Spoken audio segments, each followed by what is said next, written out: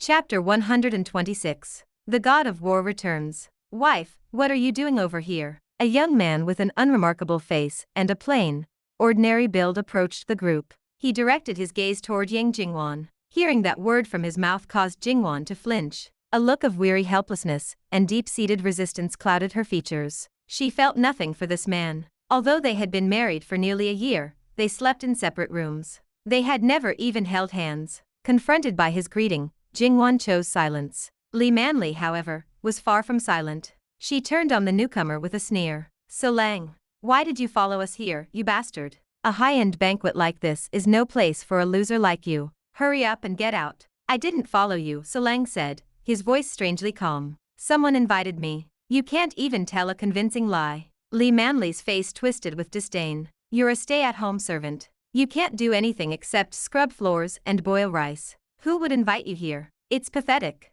Solang, just go back, Yang Tai added. He looked at the floor, clearly ashamed to be seen with his son-in-law in such a prestigious setting. Please, Solang, Jingwan whispered. Just go home. Solang didn't move. Instead, he tilted his head back at a 45-degree angle, staring toward the ceiling with a look of immense, unearned confidence. If I leave, this banquet will not be possible. The Yang family stared at him. To them, he looked like a man who had finally lost his grip on reality. Nearby, Wang Haoran watched the exchange with growing intensity. He didn't think Solang was crazy. The family dynamic, the beautiful wife, the berating mother-in-law, and the ordinary-looking husband with a secret ego, it was the classic blueprint of a specific genre. The live-in son-in-law. These protagonists usually fell into three categories. First, there was the bottom feeder, the man who starts by drinking his wife's bathwater and slowly gains power through a lucky encounter. They were weak early on and easy to crush. Second, the secret heir. These men were the sole survivors of massive global consortia, forced into poverty for 3 years by some archaic clan rule. Once the time limit expired, they unleashed billions of dollars in a frenzy of face-slapping. They were wealthy but physically vulnerable. Then there was the third type, the God of War. The God of War returned from the front lines, willing to play the fool for the sake of a childhood memory, or a single act of kindness. They were the most dangerous, because they possessed both influence and terrifying physical strength. Wang Haoran focused on Solang and reached out to the system. Scan him. 100 villain points. System note: probing this target requires 200 villain points. Wang Haoran paused. The price went up. Is he really that high level? He didn't hesitate. He had points to spare. Do it. Protagonist Solang. Combat Strength 1000. Charm 125. Protagonist Halo 999. Skills. Wrath of the God of War increases combat power by 20% when enraged. Prestige of the God of War active release. Temporarily increases charisma by 300%. Invincible God of War passive skill. At the moment of a fatal blow, the user enters an invincible state for 1 hour. Activates one-shot kill mode. Skill cooldown 12 hours. Wang Haoran's heart skipped a beat. Solang's combat power was 1000, only 99 points below his own. His halo was lower too. Those were manageable. But that passive skill was a nightmare. 1 hour of invincibility and a guaranteed kill mode upon near death? The God of War is truly shameless, Wang Haoran thought. It explained the extra cost for the scan. However, a passive skill with a 12-hour cooldown was still a weakness. If he planned the strike perfectly, he could bypass the invincibility or wait it out. If you leave, the banquet won't happen? I think you've inhaled too many cooking fumes. Li Manli snapped, breaking the silence. You don't believe me? Solang asked. I believe you've lost your mind. Solang placed his hands behind his back and offered a light, mysterious smile. You little. Mom, stop it, Jingwan interrupted, noticing the surrounding guests beginning to stare. There are people watching. Don't let them see us like this. Li Manli checked her surroundings and lowered her voice, though her eyes remained icy as she glared at Solang. We'll settle this at home. The family turned and walked deeper into the hall. Mom, who organized this reception? Wang Haoran asked, his eyes following Solang's retreating back. Ma Hongsheng, Zhenli replied. He's the richest man in Qingling, and the president of the Chamber of Commerce. If you see him, be polite. He's one of the few people our family cannot afford to offend. Wang Haoran nodded. Everything clicked. Given Solang's arrogant claim, Ma Hongsheng had likely organized this entire event specifically to honor the God of War. If the richest man in the city appeared and bowed to a lowly son-in-law, it would shock the Yang family to their core, instantly boosting Solang's prestige. I have to stop that from happening, Wang Haoran decided. Mom, I think I left my phone in the car. I'm going to go grab it. Oh, here are the keys. Zhenli handed him the Ferrari fob. Wang Haoran moved quickly, exiting the villa and heading for the parking lot. He climbed into the Ferrari, pulled out his phone, and began researching Ma Hongsheng. 8 minutes later, a motorcade appeared at the villa gates. 5 cars approached in a tight line. 4 were black Mercedes-Benz Maybachs, and in the center sat a bespoke Rolls-Royce Phantom. Wang Haoran activated his perspective vision. The Maybachs were packed with nearly 20 professional bodyguards, all clad in matching suits. Inside the Rolls-Royce sat a short, unremarkable middle-aged man. Ma Hongsheng had arrived. Chapter 127. The God of War has failed. Wang Haoran crouched in the leather interior of the Ferrari, his eyes fixed on the approaching motorcade. His original plan was simple: poison Ma Hongsheng without a trace, before the tycoon ever stepped foot inside the villa. If the guest of honor never arrived, the banquet would fall apart. However, the sheer wall of security surrounding the Rolls-Royce changed the calculus. With 20 bodyguards watching every shadow, a direct approach was impossible. If Ma Hongsheng collapsed in the driveway, all eyes would swivel toward the only stranger nearby. He needed chaos. He needed a crowd. Discarding his initial plan, Wang Haoran slipped back into the villa hall. He scanned the room, his gaze cutting through the clusters of socialites until he found the target. So Lang sat alone on a high stool, nursing a glass of red wine, with an air of practiced, solitary mystery. Nearby, the Yang family moved through the room like ghosts. They drifted from one group to another, attempting to force a connection, but the elite of Qingling were not easily fooled. They saw the cheap perfume and the desperate eyes. One by one, the wealthy turned their backs, leaving the family stranded in a desert of indifference. It's no use, Yang Tai sighed, his shoulders slumped. This trip was a waste of time. These people, Li Manli's voice hissed with a venomous edge. They act so superior, as if their blood is made of gold. Bah, it makes me sick. Yang Jingwan placed a steadying hand on her mother's arm. Don't complain, Mom. We have no standing here. It is only natural they don't want to know us. Don't let the anger ruin your health. As the family huddled in their shared misery, Soleng drifted over, his expression smug. Dad, Mom, Jingwan. I told you before that no one here would spare you a glance. Do you believe me now? Soleng had spent the last hour trying to convince them to give up and rely on him, but his words only served to fan the flames of Li Manli's temper. You again. Li Manli snapped. If you won't help, at least stop slandering us. Get lost. The farther away, the better. Soleng offered a thin, infuriating smile, and remained rooted to the spot. Hurry up, Yang Tai barked, his patience frayed to a thread. Are you trying to make your mother-in-law collapse from a stroke?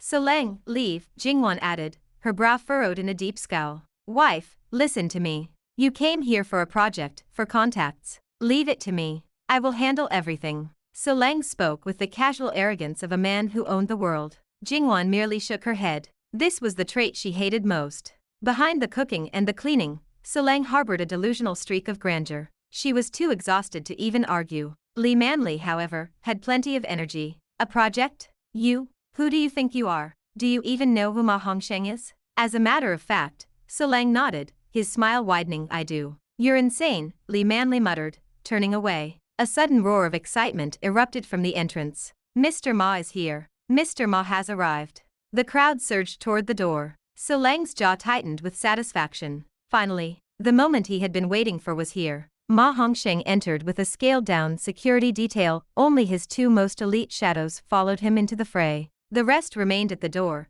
a wall of black suits and stone faces. Immediately, a sea of entrepreneurs flocked to him. The hierarchy of wealth was on full display. The millionaires deferred to the billionaires, and everyone deferred to Ma Hongsheng. The tycoon moved slowly, trapped by the sheer volume of greetings and handshakes. I thought you bragged about knowing him. Li Manli sneered, glancing at Soleng. Why aren't you over there shaking his hand? There is no need for me to go to him, Soleng replied, his chin tilting up. He will come to me. I really should commit you to a mental hospital, Li Manli pouted. The rot in your brain is worse than I thought. A true family misfortune, Yang Tai lamented. Jingwan stayed silent, her face a mask of self-pity. Soleng saw their expressions and tucked them away in his mind. He didn't care. In a few minutes, when the richest man in the city bowed to him in front of everyone, the world would flip on its axis. He took a slow, triumphant sip of his wine. Mr. Ma. A sharp cry cut through the polite chatter. Mr. Ma, what's happening? He's fainted. Get him to the hospital. Now, the panic was instantaneous. The bodyguards shoved through the crowd, hoisting the limp form of Ma Hongsheng into the air. They sprinted toward the exit, their heavy boots thundering on the marble floor. Within seconds, the guest of honor was gone. Solang's wine glass stopped halfway to his lips. His expression froze, his pride shattering into a look of sheer, blank confusion. Ding. The host has destroyed the protagonist Solang's opportunity to show off. 300 villain points awarded. Solang's protagonist Halo -15. Host's villain Halo +15. Wang Haoran watched from the edge of the crowd, a ghost of a smile on his face. Ma Hongsheng hadn't fainted by chance. In the crush of the crowd, Wang Haoran had slipped in close, his movements invisible, and delivered a silent, precise strike. With the star of the show gone, the energy in the room evaporated. Guests began to trickle toward the exits. Another disaster, Li Manli said, her voice dejected. Let's go. Wait, Mom, Solang stammered, trying to salvage the wreckage. I'll go talk to Ma Hongsheng. I'll ask him for the contacts. I'll get that project for Dad. Shut up. Just shut up. Li Manli's anger boiled over. How could a man like that ever know a thing like you? You are nothing. I am not lying. I really know him. Then call him. Right now. Call him to this room. I'll go to the hospital, Solang stammered, turning on his heel. If he's all right, I will bring him to you. He sprinted away, disappearing into the night. The Yang family watched him go, certain he was simply running away from his own lies. They turned to follow, but a figure stepped into their path. Excuse me. Wang Haoran stood before them, radiant and composed. Young master? Li Manli's voice shifted instantly into a humble, sycophantic trill. Is there something we can do for you? A small matter, Wang Haoran replied. He ignored the parents and looked directly at Yang Jingwan, offering a warm, disarming smile. May I borrow your phone for a moment? Mine seems to have died. Jingwan remembered the arrogance of the woman he was with earlier, but Wang Haoran's own demeanor was so kind and his face so handsome that she found it impossible to refuse. Of course, she said, handing the device over. Chapter 128. The Soldier King's Arrest. Wang Haoran took Yang Jingwan's phone, his fingers dancing across the touchscreen. He dialed a number. A second later, his own pocket vibrated with a low, rhythmic hum. Yang Jingwan's eyes widened. She had assumed his phone was dead, and he truly needed to make a call. Instead, he had just executed a smooth, disguised exchange of numbers. I'm sorry, she said, her voice firming as she repeated her earlier warning. As I told you, I am already married. Don't be so tense, Wang Haoran replied, his tone light and disarming. I'm looking for a friend, nothing more. Jingwan's eyes narrowed with suspicion. Is that really all? Oh, Jingwan. Honestly. Li Manli stepped in, scolding her daughter with sharp, enthusiastic gestures. It's an absolute honor that this young man wants to be your friend. Why are you being so difficult? She turned back to Wang Haoran, her face twisting into a sycophantic grin. Young master, might we have your name? Wang Haoran. Wang. Li Manli leaned in, her eyes hungry. As in the Wang group? Are you related to the chairman? He's my father. The air seemed to leave Li Manli's lungs. Her eyes nearly bulged from their sockets. The young man standing before her wasn't just wealthy. He was the crown prince of the most powerful conglomerate in the city. If her daughter could secure a man like this, their family wouldn't just recover, they would soar. Her excitement dampened only slightly when she remembered the husband waiting at home. If only she weren't married, she lamented silently. Wang Haoran lingered over the phone for a few extra seconds, his thumb tapping a specific sequence to implant a silent monitoring virus. Once the software was buried deep in the system, he handed the device back. Thank you. I appreciate the help. It was nothing, Jingwan said, her politeness returning now that the device was back in her hand. We're friends now. If you ever find yourself in a bind, call me. I'll be there. Wang Haoran leaned in slightly, his peach blossom eyes locking onto hers with a sudden, magnetic intensity. Jingwan flinched, unable to meet that gaze. She looked away, her heart tripping over a sudden beat. Wang Haoran offered a knowing smile, and turned back to his mother. Mom, let's go. I need to get back. My dear son, Zhenli whispered as they walked toward the Ferrari, her eyes twinkling with mischief. That girl is married. Are you really planning to pursue her? Don't talk nonsense, Wang Haoran said, keeping his expression neutral. I just needed her phone. By flirting with her? Zhenli laughed softly, her sharp mind seeing through the excuse. I don't blame you, son. As the saying goes, girls are good, but young women are wonderful. You certainly have an eye for quality. Wang Haoran nearly stumbled over his own feet. His mother's bluntness was exhausting. He hadn't been thinking about romance, His goal was to monitor Solang through Jingwan's phone. But he had to admit his mother had a point. In these stories, the married heroine was almost always a blank slate, a woman who hadn't even held hands with the protagonist. If the plot was only just beginning, Yang Jingwan was likely as innocent as any schoolgirl. "Jingwan, did you see the way he looked at you?" Li Manli hissed the moment the Ferrari vanished. "Young Master Wang has a crush on you. This is the luck of a lifetime." Jingwan felt a wave of nausea. She pulled out her phone, scrolling to the recent calls to delete the number. "What are you doing?" "Stop." Li Manli snatched at the phone. "Mom, you're acting crazy. I'm not single. Keeping his number is inappropriate." "What's the difference?" Li Manli snapped.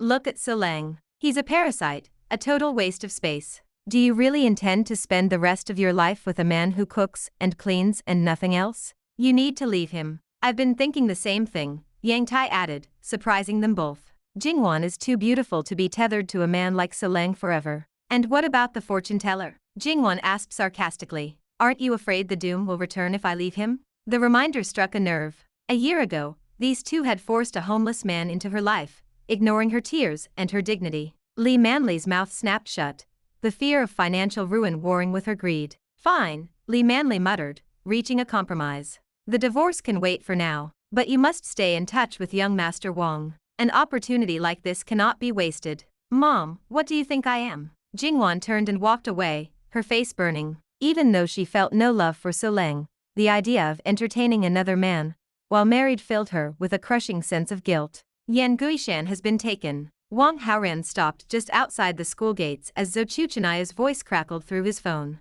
He paused, absorbing the news. "Taken? By Crow?" he asked. Had the Soldier King been drugged, ambushed, or was this a calculated move on Yan Guishan's part? How does someone like him get captured? "Crow's men forced him into a car," Zhou Chuchinaya explained. "I don't know the destination yet, but my people are tailing them. Have them send me the coordinates." "Are you going there yourself?" "Don't be a fool. Crow has a small army of thugs, and they're all looking for a fight. If they catch you, it's over." "Since when do you care about my well-being?" "My life is tied to yours," she snapped. "If you die, I go down with the ship. We're a package deal now." "Then start praying," Wang Haoran teased. "Light some incense and hope for the best. Otherwise, I'll see you at the gates of the afterlife."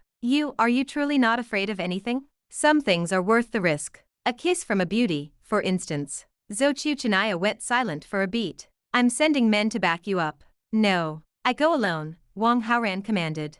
"I want that location in 60 seconds. A loud crash echoed from the other end of the line, the sound of something expensive shattering against a wall. Despite her fury, the map arrived on his phone less than a minute later. Wang Haoran hailed a car and directed the driver toward a secluded industrial zone in the suburbs. He arrived at a rusted, hidden factory. Guards patrolled the perimeter and security cameras swept the fences, but to Wang Haoran, the defenses were transparent. He activated his perspective vision. The internal layout of the factory revealed itself, the guards' positions, the camera blind spots, and the perfect point of entry. The show was about to begin. Chapter 129. The Wolf in the Fold. A van rumbles into the cavernous silence of the factory. Several sturdy young men with intricate floral tattoos snaking down their arms climb out. They move to the trunk and haul out a heavy, breathable sack. "Boss, the package is here." One of the tattooed men gestures toward a tall figure waiting in the shadows. Crow stands nearly 2 meters tall,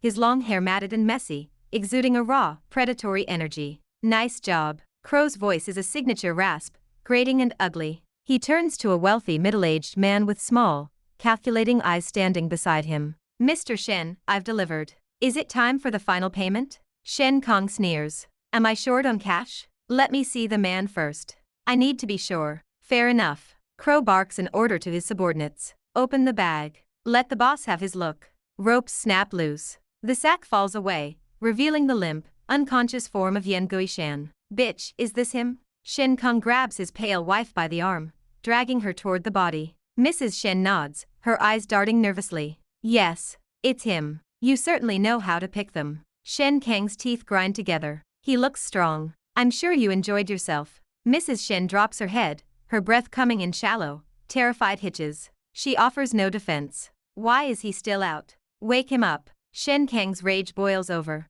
"I want him sober when I break him. I need to see the light go out of his eyes." One of Crow's men produces a small glass bottle. He douses a cloth in a pungent chemical stimulant designed to counter the sedatives they used to keep the target quiet. The man approaches the mountain of a man on the floor. Before the cloth can touch his face, Yan Guishan's eyes snap open. Ah! The subordinate recoils, stumbling backward in a blind panic. High above, nestled in the dark rafters where no one can see, a pair of eyes watches the drama unfold. Wang Haoran smiles. So, the Soldier King was only playing along. I should have known he wouldn't fall for such a low-level ambush. He wanted to see who was pulling the strings. He settles into his perch, content to observe the carnage. Yan Guishan rises from the concrete floor. He surveys the room with a cold, mocking sneer. He had expected an international rival, or a professional hit squad. Instead, he finds himself staring at petty crumbs. 20 men surround him, but in his eyes, they are no more significant than a line of ants. Useless. You're a disgrace. Crow kicks the subordinate who had stumbled away. He's one man. Why are you trembling? Shen Kang's face is a mask of fury. Crow, stop talking and have your men seize him. I want him castrated. Don't worry, President Shen. He isn't going anywhere. Crow signals to his top enforcer. To Crow, sending more than one man against a single target is an insult. But seconds later, the factory echoes with a sickening thud. Yan Guishan's fist connects with the enforcer's jaw. The man drops like a stone, unconscious before he even hits the ground. Go, all of you, get him. Crow's bravado wavers as he shouts at his crew. The factory erupts into a symphony of violence. Within 2 minutes, 20 men are scattered across the floor. The air fills with the wet cracks of breaking bone and the high, thin wails of the wounded. Hands and feet are snapped with clinical efficiency. Factory number 1. We need reinforcements. Get in here now. Crow snatches a radio from a fallen guard, his voice cracking as he screams into the device. Yan Guishan doesn't stop him. He waits, his pulse steady. His mood has been foul for days, ever since the failure of his physical prowess left him feeling diminished. He had pinned his hopes on a doctor named Smith, only for the man to vanish with his entire medical team. He needs a vent for his frustration. 20 men weren't nearly enough. Rapid footsteps thunder against the pavement outside. Crow's reinforcements flood into the building, armed with steel pipes, heavy clubs, and jagged knives. 70 or 80 men pour through the doors in a tidal wave of aggression. The factory is massive, but the sheer volume of bodies makes the air feel thick and claustrophobic. Yan Guishan charges. He is a wolf among sheep, a predator unleashed. He doesn't use a weapon, he is the weapon. Everywhere he strikes, a scream follows. He rampages through the crowd, unstoppable and indifferent to the numbers. 10 minutes pass. The floor is carpeted in groaning men. Is that it? Yan Guishan asks, his voice chillingly calm as he looks at Crow. Call more. I'm just getting warmed up. Crow's bronzed face turns the color of ash. The reality of the situation settles over him like a shroud. Hundreds of his men have swarmed this man, and he has systematically dismantled them. Crow, what are you doing? Shen Kang's voice is shrill. Where are the rest of your people? Call them. Crow looks at the floor, his face twisted like a bitter gourd. He claims to lead hundreds, but many are green, untried boys. His true strength, his hardened core, lies broken at the Soldier King's feet. 100 men, all crippled. The Soldier King is truly something else, Wang Haoran thinks from the shadows, resisting the urge to applaud. He had a bet with Xochu Chanaya to take over Crow's territory, but he doesn't need to lift a finger. Yan Guishan is doing the heavy lifting for him. By the time the Soldier King is finished, Crow will be a leader in name only. His reputation is shattered, and his enforcers will be in casts for months. The local underworld will tear Crow apart the moment he steps outside. Wang Haoran shifts his focus back to Yan Guishan. The show is impressive, but it's time for the villain to intervene. He produces several thin, silver needles from a hidden pouch. He slips down from the rafters, silent as a ghost, closing the distance toward the back of the Soldier King's neck. Chapter 130. 2 birds with 1 stone. I think you are quite tall, Yan Guishan said, looking down at the crow. Since you cannot call your little brother to help, you can go up by yourself. Brother, I was wrong, the crow stammered, his bravado vanishing. We have no grievances, no grudges. I just collect money to do a job. If there is an injustice, there is a debt. Take it up with the one who hired me. Compared to ordinary men, the crow was a capable fighter. He could easily handle a dozen or 20 opponents on his own. But Yan Guishan was no ordinary man. The crow could not even find the courage to raise a hand against him. The two occupied entirely different worlds of power. Trash, Yan Guishan spat. And you call yourself a boss? Ignoring the trembling man for a moment, Yan Guishan turned his gaze toward Shen Kong, who stood paralyzed off to the side. What was it you said you wanted to do with me? A misunderstanding. It is just a misunderstanding, Shen Kong blurted out, his voice thin and desperate. I like my wife, right? But I give her to you. You can use her however you want. I have no opinion at all. I sincerely wish you two a happy life together. Seeing that the crow was powerless to stop the monster before them, Shen Kong cursed the man in his heart and immediately surrendered. He was already tired of his wife anyway. Faced with this nightmare, he was more than happy to sell her off to protect his own skin. He could endure the humiliation of being cuckolded if it meant keeping his life. But instead of calming Yan Guishan, the confession made his temper flare. He was no longer a whole man, and hearing Shen Kong casually offer up his wife felt like a pointed insult to his own condition. A burst of cold rage rose in his chest. He snatched a discarded knife from the floor and began walking toward Shen Kong. Soon, Shen Kang's screams resounded toward the sky, echoing off the factory walls.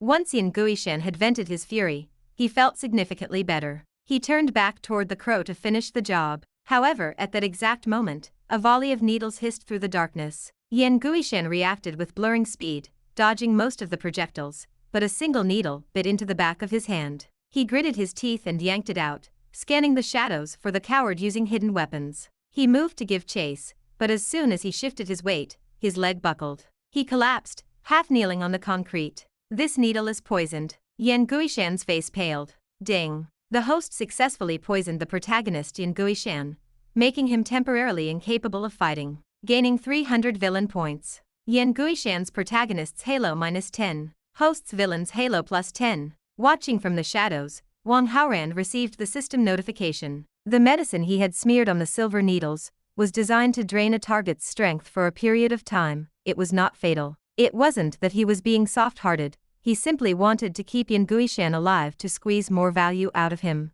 By his estimate, the protagonist still had nearly 200 Halo points left. There was plenty of residual value to harvest. Besides, Yan Guishan was no longer a threat. The only real danger left was that sloppy god of war. On the other side of the floor, the crow watched Yan Guishan struggle. He walked over cautiously, testing the waters. Brother, if you want to leave, please do so. I admit defeat today. The crow knows when he is beaten. Yan Guishan tried to force himself up, but his knees only cleared the ground by an inch before he slammed back down. It turns out you cannot use your strength at all, the crow said, his voice dropping an octave. He shed his cowardly mask, straightened his back, and puffed out his chest. Crow, hurry, cut him down. Shen Kong cried out through his pain. Don't worry, the crow growled, picking up a knife of his own. His expression turned grim as he closed the distance. I wouldn't forgive him even if you hadn't asked. Wang Haoran had no interest in watching the rest of the butchery. He slipped out of the factory and pulled out his mobile phone to call Ling Duanya. During his reconnaissance, he had discovered that the factory was filled with smuggled goods. To completely dismantle the crow's power and take over his influence, Wang Haoran was more than happy to play the role of the concerned citizen. When the call connected, Wang Haoran pitched his voice to sound wary and breathless. Sister Jinghua, I want to report a crime. Later that night, at the Black Peony Bar, Zhou Chuchanaya sat in her office. She dialed a number, listened to the ringing, and hung up when no one answered. She had been doing this every few minutes, her anxiety mounting. The number belonged to Wang Haoran. Ever since she heard he was heading into the crow's territory, she had been restless. It wasn't that she was worried about his safety, but rather her own. He had poisoned her, and if he died in some warehouse, she would be buried right alongside him. Sister Zhou Chu. A frantic underling burst into the office. Zhou Chuchanaya, already on edge, snapped. She grabbed a heavy ledger from her desk and hurled it at him. Damn it, what are you shouting for? Sister Zhou Chu, it is good news. Great news. The boy beamed, ignoring the flying book. What news? She asked, her voice dull. The crow's smuggling business was raided. All of them, over 100 men, were taken away. The crow won't be jumping around anymore. Zhou Chuchanaya blinked in disbelief. Are the authorities that capable? They took down the whole operation and arrested 100 men at once. How many officers did they have to send? That's the thing, the boy said, leaning in. Someone broke into the headquarters first and injured over 100 of them. Broken feet, broken hands, everywhere. By the time the police arrived, the thugs couldn't even crawl away. Who was it? Who took down 100 men alone? The boy shook his head. No one knows. Could it be him? Zhou Chuchanaya wondered. Wang Haoran had mentioned dealing with the crow earlier that afternoon, and now the entire organization was dismantled. It was too perfect to be a coincidence. The phone on her desk suddenly vibrated. Seeing the caller ID, she snatched it up. "I have been calling you for hours. I thought you had an accident." "I was busy with other things." Wang Haoran's voice came through, lazy and relaxed. "I didn't have time to answer." "The thing with the crow," she started, "was that you?" "Who else?" "It seems I underestimated you," Zhou Chuchinayo admitted, her voice filled with genuine amazement. "I didn't expect you to be powerful enough to handle hundreds of men on your own." Ding. Zhou Chuchinayo feels a sense of admiration for the host. Favorability increased by 10. Current total 30. Very friendly. Ding. Host has influenced the plot direction, gaining 300 villain points. Wang Haoran chuckled softly to himself. It seemed her information was slightly off. She thought he had physically fought the entire mob himself. In reality, he had just pulled the strings from the darkness. Still, he had no problem taking the credit. "Now that you know how good I am," he teased, "have you fallen in love with me yet?" "In love with you? You are thinking too much," she replied, her voice returning to its usual cold, professional tone. Wang Haoran wasn't surprised. A favorability of 30 wasn't exactly star-crossed lovers' territory. In the background of the hotel suite, the sound of the shower stopped. The girl inside was finished. Wang Haoran decided he was done playing word games for the night. "You lost the bet," he reminded her. "Remember to have the red wine ready. I might come to see you at any time." The line went dead before she could respond. In her office, Zhou Chuchinayo stared at her phone, her mind a whirlwind of depression, helplessness, and a sudden, sharp prickle of shyness. Chapter 131. Some people are happy, some are sad. Night fell over the Tang family manor. Tang Bingyun returned home just after work, her brow furrowed and her expression clouded with preoccupation. A lingering sadness clung to her. The source of her frustration traced back to the previous evening. She had used a thin excuse to invite Wang Haoran to a quiet dinner at a romantic restaurant, timing the encounter with her monthly cycle in mind. Her plan was bold: stun him with a dose of Mongolian sweat medicine, and secure the grand prize in one night. By falling pregnant, she could satisfy her grandfather's deepest wish to hold a great-grandson. But reality proved stubborn. Upon waking this morning, she discovered her cycle had arrived as usual. The chance of winning that particular jackpot had vanished. She had played the part of the bad woman for nothing, a complete waste of time. Her grandfather, Elder Tang, had been relentless, pushing her to finalize an engagement with Yan Guishan. The pressure caused constant friction. Tang Bingyun felt trapped between her refusal to marry Yan and her fear that the ongoing arguments would aggravate her grandfather's fragile health. Wang Haoran was not yet a suitable candidate to step in as a replacement fiancé. The weight of it all pressed down on her. Suddenly, Elder Tang hurried into the room. His pace was surprisingly brisk. "Grandpa, weren't you just lying in bed, claiming you were too sick to move?" Tang Bingyun asked, a playful but sharp edge to her voice. "Why are you walking so fast now?" "Something happened to Guishan," Elder Tang replied. His expression was solemn, his active illness forgotten. "I just returned from the hospital." Tang Bingyun straightened, her eyes wide. "Yan Guishan is in the hospital? What happened? Do you remember that video you showed me?" Elder Tang sighed. "That woman's husband, Shin Kong, discovered the affair. In a fit of rage, he hired a gang of criminals to kidnap Yan Guishan. They took him to a secluded factory." He paused, shaking his head. Guishan was brave. He managed to knock over 100 men by himself, but the cost was high. "Is he seriously injured?" "It isn't life-threatening," Elder Tang said, his voice trailing off. He looked hesitant, shifting his weight uncomfortably. "But what? Tell me." "Certain vulnerable places suffered serious knife wounds." Elder Tang's gaze darted away, unable to be direct with his granddaughter. Tang Bingyun was no longer an innocent girl. She understood the implication immediately. A flash of shock crossed her face, followed instantly by a surge of secret delight. "Grandpa, what about the engagement now?" "Let us just forget the marriage," Elder Tang sighed. He shook his head slowly. He wanted a protector for his granddaughter, but he also wanted an heir for the family line. Now that Yan Guishan lacked the ability to provide either, the match was dead. He could be old and confused at times, but he would never push Tang Bingyun into a fire pit like that. Besides, a cold part of him felt this was justice. Yan Guishan had meddled with another man's wife, and now he would have to live with the consequences of his lack of restraint for the rest of his life. In a brightly lit police conference room, the department leader sat at the head of the table, beaming at Ling Duanya. "Xiao Ling, you handled this beautifully. The Crow and his gang were a cancer on Qingling. We lacked the evidence to move before, but this strike killed them all at once. Qingling will be much quieter now. You are a great contributor. Thank you, sir. It was my duty, Ling Duanya replied, her voice ringing with enthusiasm. After years in office, this was her first true moment of glory. To be honest, it was mainly due to the report I received, she added, her mind drifting to the image of a handsome, composed boy. Without that tip, the operation wouldn't have gone so smoothly. Ding. Hostess Ling Duanya's favorability has increased by 10. Current total 35. Very friendly. Ding. Host has influenced the plot, gaining 200 villain points. Wang Haoran, fresh from a shower and draped in a robe, blinked at the sudden system notification. Back in the meeting, the leader nodded. Following protocol, we will issue a bonus to the good citizen who reported this. Go and speak with him, Xiao Ling. If he is willing, we can even arrange a report with the local TV station. Understood, Ling Duanya nodded. I'll visit him tomorrow with the reward and see what he thinks. In a modest 2-bedroom apartment, Yang Jingwan's family sat huddled on the sofa. Jingwan, why won't you listen? Li Manli urged her daughter. It's just a few words. Talk to that young Master Wang. Your father's project is at a standstill. Please, help your dad, Ying Tai chimed in. The men on my crew are waiting for work. If we don't start soon, no one eats. Master Wang said you could go to him for help. Don't waste an opportunity like this. The family's finances were dire. Yang Tai was desperate to change their luck.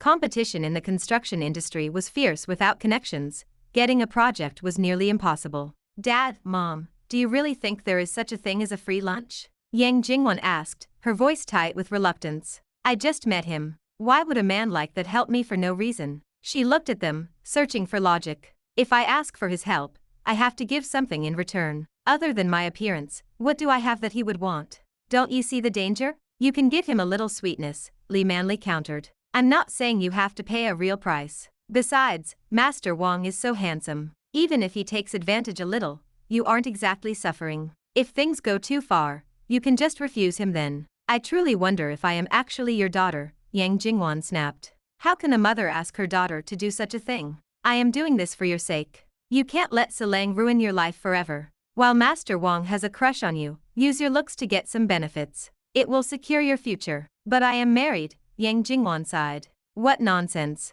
Li Manli patted her thigh in frustration. Your marriage is a sham. Don't think I don't know you've been married a year and you still sleep in separate beds from that trash. You don't treat him as a husband, so why start caring about the title now? In name, I am still his wife. Yang Jingwan's conservative nature held firm. She couldn't cross that line in her heart. She couldn't act like a single woman with no scruples. How did I give birth to such a silly girl? Li Manli cried out, exasperated. Chapter 132. The God of War wants pure love. The front door clicked shut, cutting through the heated argument between mother and daughter. Silang stepped into the entryway. What are you all talking about? He looked at the family gathered in the living room. Their faces were flushed, the air thick with the remnants of their shouting match. Nothing. It's nothing, Yang Jingwan said. She averted her gaze, unable to look him in the eye. Li Manli sneered, her voice dripping with sarcasm. Oh look. The great man of the house has returned. Didn't you brag that you could invite Ma Hongsheng over? Where is he? Where's the guest of honor? Silang's expression darkened with a touch of exhaustion. I went to the hospital, he said quietly. Ma Hongsheng hasn't woken up yet. There is no way to speak with him for the time being. Ding. The host manipulated events behind the scenes to destroy the protagonist Silang's chance to impress the heroine's family, gaining 300 villain points. Silang's protagonist Halo -15. Host's villain Halo +15. You always have an excuse, Li Manli snapped. Lies upon lies. You're full of them. Mom, I will go back tomorrow. I promise I will help with Dad's project. Still bragging. Enough. Go to the kitchen and cook. We're all starving. Li Manli's voice was a jagged edge. Silang didn't bother to argue. He turned and headed for the kitchen. In his mind, the plan was simple. Once Ma Hongsheng regained consciousness, he would use those connections to secure the project. When the contract was signed and the facts were laid bare, Li Manli would finally have to shut her mouth. He started the stove without another word. Back in the living room, Li Manli leaned closer to her daughter, her voice dropping to a harsh whisper. Jingwan, you see it, don't you? Forget that waste of space. Silang is nothing but a blowhard. You need to start thinking about your future. She paused, letting the weight of her words sink in. If your father's engineering team can't find work, it has to be disbanded. Your dad borrowed a lot of money to keep things afloat. If he doesn't get this project, we might have to sell the apartment just to pay the debts. Unless you want us all sleeping on the street, you need to consider my suggestion." Li Manli fell silent, leaving Yang Jingwan to her thoughts. The young woman's mind was a chaotic mess of guilt and desperation. Dinner was a quiet, tense affair. Yang Jingwan picked at her food, her appetite non-existent. After a few bites, she pushed her chair back and retreated to her room, locking the door behind her. She sat on the edge of her bed and pulled out her phone. She scrolled to Wang Haoran's number, her thumb hovering over the screen. "Wife." So Lang's voice came from the other side of the door. Jingwan jumped, her phone slipping from her fingers and clattering onto the floor. She scrambled to retrieve it, then marched to the door and pulled it open. "Why can't you knock quietly?" she snapped, her irritation bubbling over. "What do you want?" So Lang looked at her with genuine tenderness. "I noticed you didn't eat much. Are you feeling all right?" "I'm trying to lose weight," she lied, looking for any excuse to end the conversation. "I just don't have an appetite." "Jingwan, your figure is already perfect. You don't need to lose weight. Come back downstairs and eat a little more." "I said no. Are you going to keep annoying me?" Her patience snapped. She just wanted him gone. "I'm going to take a shower now." "Leave." "I'm going." So Lang nodded, retreating downstairs with his head down. He wasn't angry. He told himself he would offer her the greatest tolerance and love in the world. He remembered when he was 12, and she was only 8. He had been living on the streets, starving and alone. She had been the kind soul who gave him a bowl of rice, a small act that kept him alive. 12 years later, he had risen to become a legendary god of war, a man of unmatched reputation. He had chosen to retire at the height of his power for one reason: he had never forgotten that meal. He had come back for her. She didn't remember the little beggar she had helped, but his memory was vivid enough for both of them. He had even used a subordinate to pose as a fortune teller to trick her parents into agreeing to the marriage. Was it selfish? To him, it was destiny. He believed he was the best man for her, the only one who could truly protect her for the rest of her life. He kept his identity a secret because he wanted their love to be pure. He didn't want wealth or power to cloud her feelings. He wanted to win her heart as an ordinary man. For a year he had endured the insults and the trash labels from the Yang family, hiding his true self and hoping his sincerity would eventually move her. Only when Yang Tai's career began to fail did So Lang decide to break his rule and use his influence. Then came the reception, where Ma Hongsheng had inconveniently collapsed before they could meet. Just a little longer, he thought. "I just need to wait." Upstairs, as soon as the coast was clear, Yang Jingwan dialed Wang Haoran. The phone rang several times before the line went dead. He had hung up on her. She didn't dare call back. She had heard stories about the lavish, busy nightlives of the wealthy. No doubt Wang Haoran was occupied with something important at this hour. She pushed the thought aside, grabbed her clothes, and headed to the bathroom. Steam filled the room as she caught her reflection in the mirror. She sighed at her own silhouette. Why was her life so difficult when she had so much to offer? Why was she tied to someone like So Lang? After her shower, she lay in bed, staring at her phone. Drowsiness began to pull at her eyelids. Suddenly, the phone vibrated. Her heart skipped a beat. It was Wang Haoran. She checked the time. Had it really been that long? What on earth takes that much time to finish? She shook the scandalous thought from her head and answered. "You called me so soon." Wang Haoran's voice was smooth, carrying a teasing, meaningful undertone.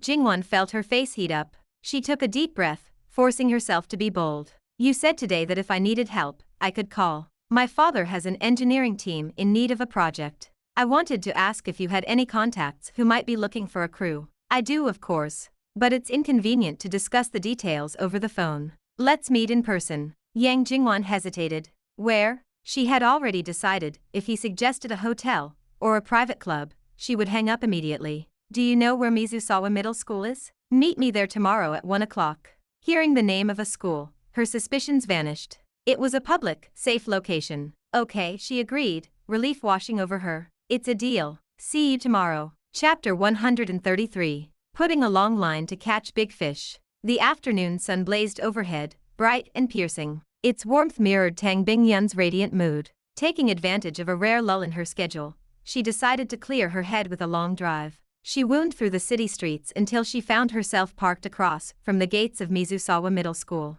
Her grip tightened on the steering wheel as a knot of hesitation formed in her chest. She was already here. Should she call him and ask him to come out? What would they even talk about? Did he know what happened that night? If he had discovered the truth, she had no idea how she could possibly look him in the eye. Tang Bingyun shook her head to clear the intrusive thoughts. She reached for the gear shift, ready to pull away, but stopped. Wang Haoran stepped through the school gates. He moved with a relaxed confidence, pausing as if waiting for someone. Tang Bingyun rolled her car forward just enough to maintain a clear line of sight from a distance. About a minute passed before a taxi pulled to the curb. A woman stepped out, smoothing her lavender dress. It was Yang Jingwan. She wore high heels and her long hair fluttered in the breeze. Her face was meticulously painted with elaborate makeup. "Young Master Wang, hello." Yang Jingwan forced a polite smile. Wang Haoran didn't reply immediately. His gaze swept over her, taking in the transformation. She looked gorgeous, far more eye-catching than she had at the reception.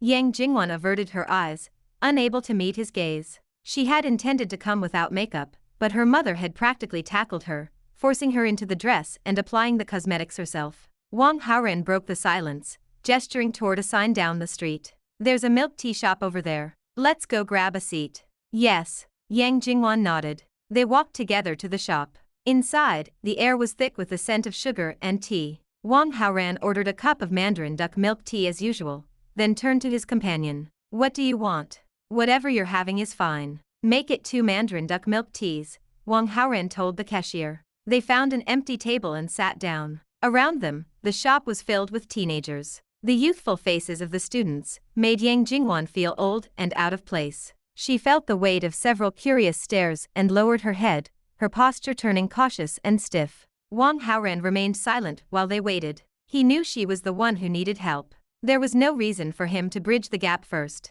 He wanted to see exactly how long she could endure the quiet. The drinks arrived. Wang Haoran was halfway through his cup before Yang Jingwan finally cracked. "Young Master Wang, about the project. Can you help?" "I already have." Wang Haoran reached into his pocket and produced a business card he had prepared earlier. He slid it across the table. Yang Jingwan stared at the card, stunned. "This is the contact information for the man in charge of a major real estate developer. Tell your father to take this business card to him. The director will arrange a project for your father's crew." Qin Kai was the most prominent developer in Qingling with vast tracts of land currently under development. Wang Haoran had gone straight to him for the favor. Since Qin Yunhan was effectively his, and she was her father's sole heir, Wang Haoran viewed Qin Kai's resources as his own future assets. He felt no need to be polite. Yang Jingwan's jaw dropped. She hadn't expected such a direct, effortless solution. "Thank you, Master Wang. Truly, thank you. If you're uncomfortable sitting here, you're free to leave,"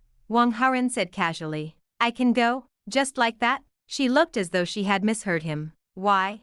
Did you want me to do something else to you?" He watched her, a thoughtful glint in his eyes. Wang Haoran knew that even if he didn't intervene, Solang would eventually use his connections to solve the crisis. He had no intention of giving the protagonist that opportunity to play the hero. He also didn't want to pressure Yang Jingwan too hard. If he scared her off, she might run right back to Solang's side. A gentle touch was better. "Thank you. I will remember this favor," Yang Jingwan said. Her voice was sincere, lacking the previous tension. Ding. The female protagonist Yang Jingwan's favorability has increased by 10. Current favorability 20, very friendly. Ding. The host has influenced the plot, gaining 200 villain points. Ding. The host cut off Solang's path and solved the heroine's family crisis, gaining 200 villain points. Solang's protagonist Halo -10. Host's villain Halo +10. Wang Haoran smiled inwardly. Heroines were predictably kind-hearted. If you offered them something with no apparent strings attached,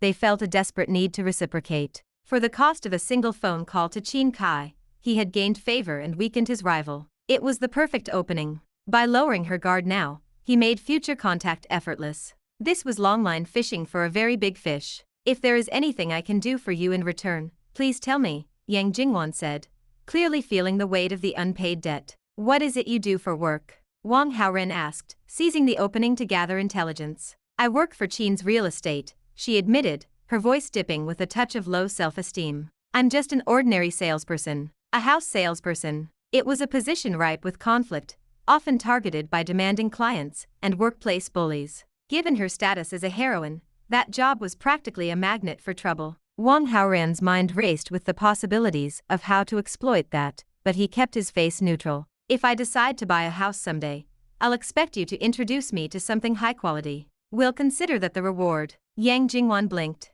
Buying a house from her wasn't a favor to him. If she made a sale of that magnitude, she would earn a massive commission. He was offering to help her again. I took the morning off. I need to head back to the office for the afternoon shift, she said, checking the time. Then go. Wang Haoran didn't try to stop her. Yes. Yang Jingwan nodded, a genuine smile breaking through. She picked up her untouched milk tea and hurried out the door. She flagged a taxi right outside the shop. As the car pulled away, she clutched the warm cup, her heart racing with excitement. Everything had gone better than she could have possibly imagined. She pulled out her phone, desperate to share the news with her parents. Chapter 134. Will you die if you don't brag?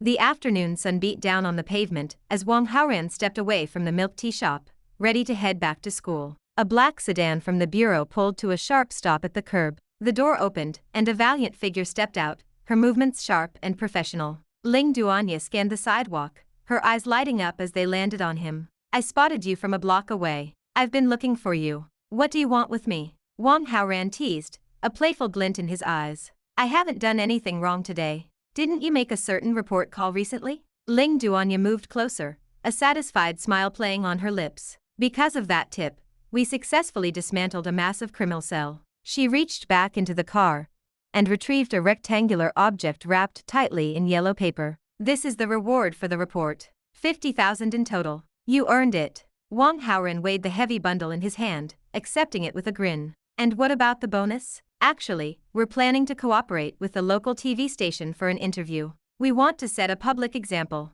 Are you willing to go on camera? Wang Haoran shook his head immediately. Forget it. I have no desire to be famous. I won't force you if you're not interested. Ling Duanya shifted her weight, her posture relaxing. Wang Haoran glanced down at her legs. How are they feeling? He had provided her with the custom medicinal materials some time ago, and he wondered if she had followed his strict instructions. After taking your medicine, I feel much better. Honestly, I owe you a huge thank you. She raised a hand and clapped him on the shoulder with carefree energy. When we're both free, dinner is on me. I insist. I'll hold you to that. I still have a mountain of paperwork waiting, so I'll head out first. She gave a hearty laugh, hopped back into the car, and sped away. The dust from the sedan had barely settled when Tang Bingyun stepped out from across the street. She walked with a deliberate grace, her waist swaying as she approached. Aunt Tang, what brings you here? Wang Haoran kept his expression neutral, acting as though nothing was out of the ordinary. I had some free time at lunch and decided to go for a walk. I happened to see you as I was passing by, so I thought I'd say hello. Her tone was indifferent, but her eyes told a different story. She hadn't originally intended to confront him, but watching two beautiful women chat and laugh with him from afar had pricked her pride. This boy was surrounded by stunning women all day long.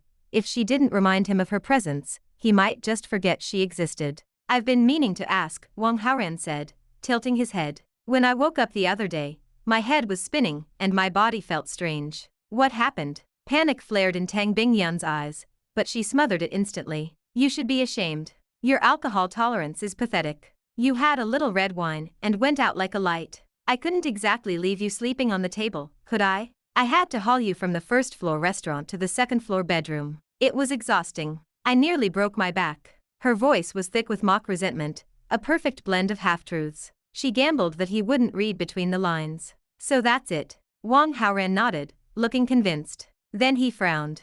Why were the sheets missing? You were drunk, weren't you? You vomited all over them. I had to toss the whole set into the trash. Oh. Wang Haoran let out a long breath, signaling that he had no further doubts. Inwardly, he smiled. He hadn't been drunk at all, so vomiting was a physical impossibility. However, the fact that the sheets were dirty and removed by her was likely the only honest part of her story. Night fell, and Solang returned to the apartment in high spirits. The house was dark and silent, indicating that Yang Jingwan and her parents hadn't returned yet. He didn't mind. He sat on the sofa and flipped on the TV, content to wait. Ma Hongsheng had finally regained consciousness. Though he was still confined to a hospital bed for recovery, his mind was sharp. Solang had already secured the necessary contacts from him. The engineering deal was as good as done. He couldn't wait to see the looks on their faces when he delivered the surprise. The sound of the front door opening signaled their return. Jingwan, see? I told you it was the right move. Li Manli's voice preceded her into the room. You went, you secured the project, and you didn't even have to give anything up. It's a miracle. I'm just as surprised as you, Mom. I thought he would demand so much more from me. Yang Jingwan sounded genuinely relieved. In my opinion, that young Master Wang isn't like those other rich second-generation brats. He's truly interested in you. That's why he's so polite. You need to seize this. If you play your cards right, you could marry into a wealthy family. Think of the happiness we'd all share. Mom, stop it. I'm a divorcee at best. Someone like him wouldn't marry a woman like me. It's a second marriage in name only. You and Solang have never even shared a bed. Why couldn't you marry into wealth? Li Manli was ever the dreamer. Yang Jingwan remained a realist. Marriages in those circles were about status and alliances. Besides, while she found Wang Haoran handsome, she didn't feel that spark of romantic adoration. Today is a day for celebration, not arguing, Yang Tai interrupted, trying to keep the peace. Let's fix a few extra dishes for dinner to mark the occasion. As they moved into the living area, they finally noticed Solang sitting in the dark. The engineering project is handled, Solang said flatly, waiting for the shock to hit them. Li Manli's smile vanished instantly. She glared at him with pure malice. Are you still sitting there? Look at the time. Get to the kitchen and start cooking. And remember to make those extra dishes. You don't do a lick of work all day, and now you can't even get dinner on the table? Yang Tai added. Do you even want to live in this house? I'm serious, Solang said, raising his voice to be heard. I went to see Ma Hongsheng today. The project problem is solved. Every single day with this, Li Manli groaned.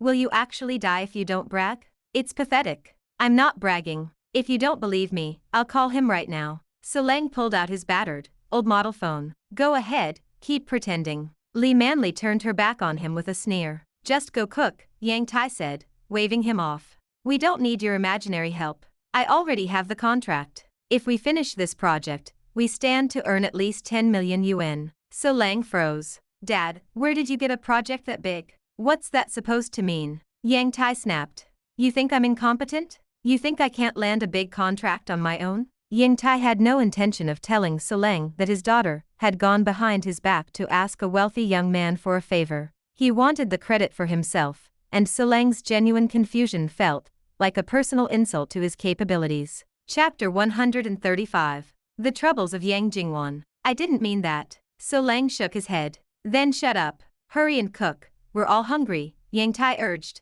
dismissive and sharp. Li Manli chimed in with a sneer. Go on, move. Go, we haven't eaten yet. We're starving. Yang Jingwan followed her parents' lead, her voice flat. Solang had been ridiculed by the bitter, mean-spirited Li Manli long enough. Earlier, he had reached his limit and ordered Ma Hongsheng to hold that reception. His plan was simple: show a mere tip of the iceberg of his true identity so that Li Manli would finally show him some respect. However, because Ma Hongsheng fainted so unexpectedly, those plans were ruined. After that, Ma Hongsheng had used his contacts to secure a construction project, but Yang Tai claimed he had found the work himself. It was a mess. After a moment of reflection, Solang decided to stick to his original intention, continue living as an ordinary man among Yang Jingwan's family. If he truly wanted to help them, it was better to do so in the shadows. I'll cook right away, Solang responded, turning toward the kitchen. Ding. The host manipulated events behind the scenes, causing the protagonist Solang to fail his attempt to impress the heroine's family, gaining 300 villain points. Solang's protagonist Halo -15. Host's villain Halo +15. Wang Haoran, currently occupied with his own affairs, froze for a second as the notification flashed. He was too busy to listen in on Yang Jingwan's movements at the moment, but the system prompt made it clear. This was a chain reaction caused by his poisoning of Ma Hongsheng. Ma Hongsheng was a key support character for the protagonist, and his absence was clearly taking a toll on Solang's progress. What is it? Fang Suan asked. Her face was flushed as she looked up at him. Nothing. Wang Haoran shook his head and returned to the task at hand. However, he reached out for his earphones, deciding to listen to the audio feed from Yang Jingwan's side while he worked. Solang was a skilled cook, and the meal was ready in record time. The family was halfway through eating when Yang Jingwan's phone buzzed. It was the sales manager from her department. The manager was a woman in her 50s whom the staff secretly called the Old Witch. Her temperament was foul. She was known to scream at subordinates and actively suppress anyone she perceived as a threat. Because promotions were strictly performance-based, the Old Witch used her minor influence to drive away any salesperson who did too well. Yang Jingwan's performance, however, was not good. In fact, it was abysmal. A call from the manager at the end of the month was never a good omen. Her sales for the month sat at exactly 0. Frowning, Yang Jingwan retreated to her bedroom to answer. Yang Jingwan, what are you doing? Why did it take so long to answer your phone? The old witch's roar exploded through the speaker. Jingwan could practically visualize the woman's spit-flecked rage. She felt a small wave of relief that they weren't face to face. Manager Yu, what is the matter? Do you really have to ask? Look at the calendar. Look at your pathetic performance this month. Yu Yan continued to scream. There are still 3 days left. I will try my best to hit the target, Yang Jingwan said hurriedly. I'll give you 3 days. If your performance is still 0 at the end of the month, pack your bags and get out. My sales exceeded the quota last month, Yang Jingwan retorted, her voice trembling. According to the department regulations, you only have the right to fire me if my performance is 0 for 2 consecutive months. My word is the regulation. If you don't sell a unit this month, you're gone. Yu Yan snapped. She had a relative she wanted to bring into the firm, but the sales department was at capacity. She needed to clear a spot, and Yang Jingwan was the easiest target. Manager Yu, you are being completely unreasonable. In this office, we talk about sales, not reason. You have such good looks, why don't you learn from Sissy? She isn't half as pretty as you, yet she knows how to use being a woman to her advantage. She sold 8 units this month. Yu Yan's tone shifted into a lecture. There are 3 days left. Loosen up. Take a client out for drinks. Do some karaoke. The sales will come. Yu Yan didn't actually care how the houses were sold. If Yang Jingwan's numbers improved, she was happy to keep her as a beautiful facade for the office,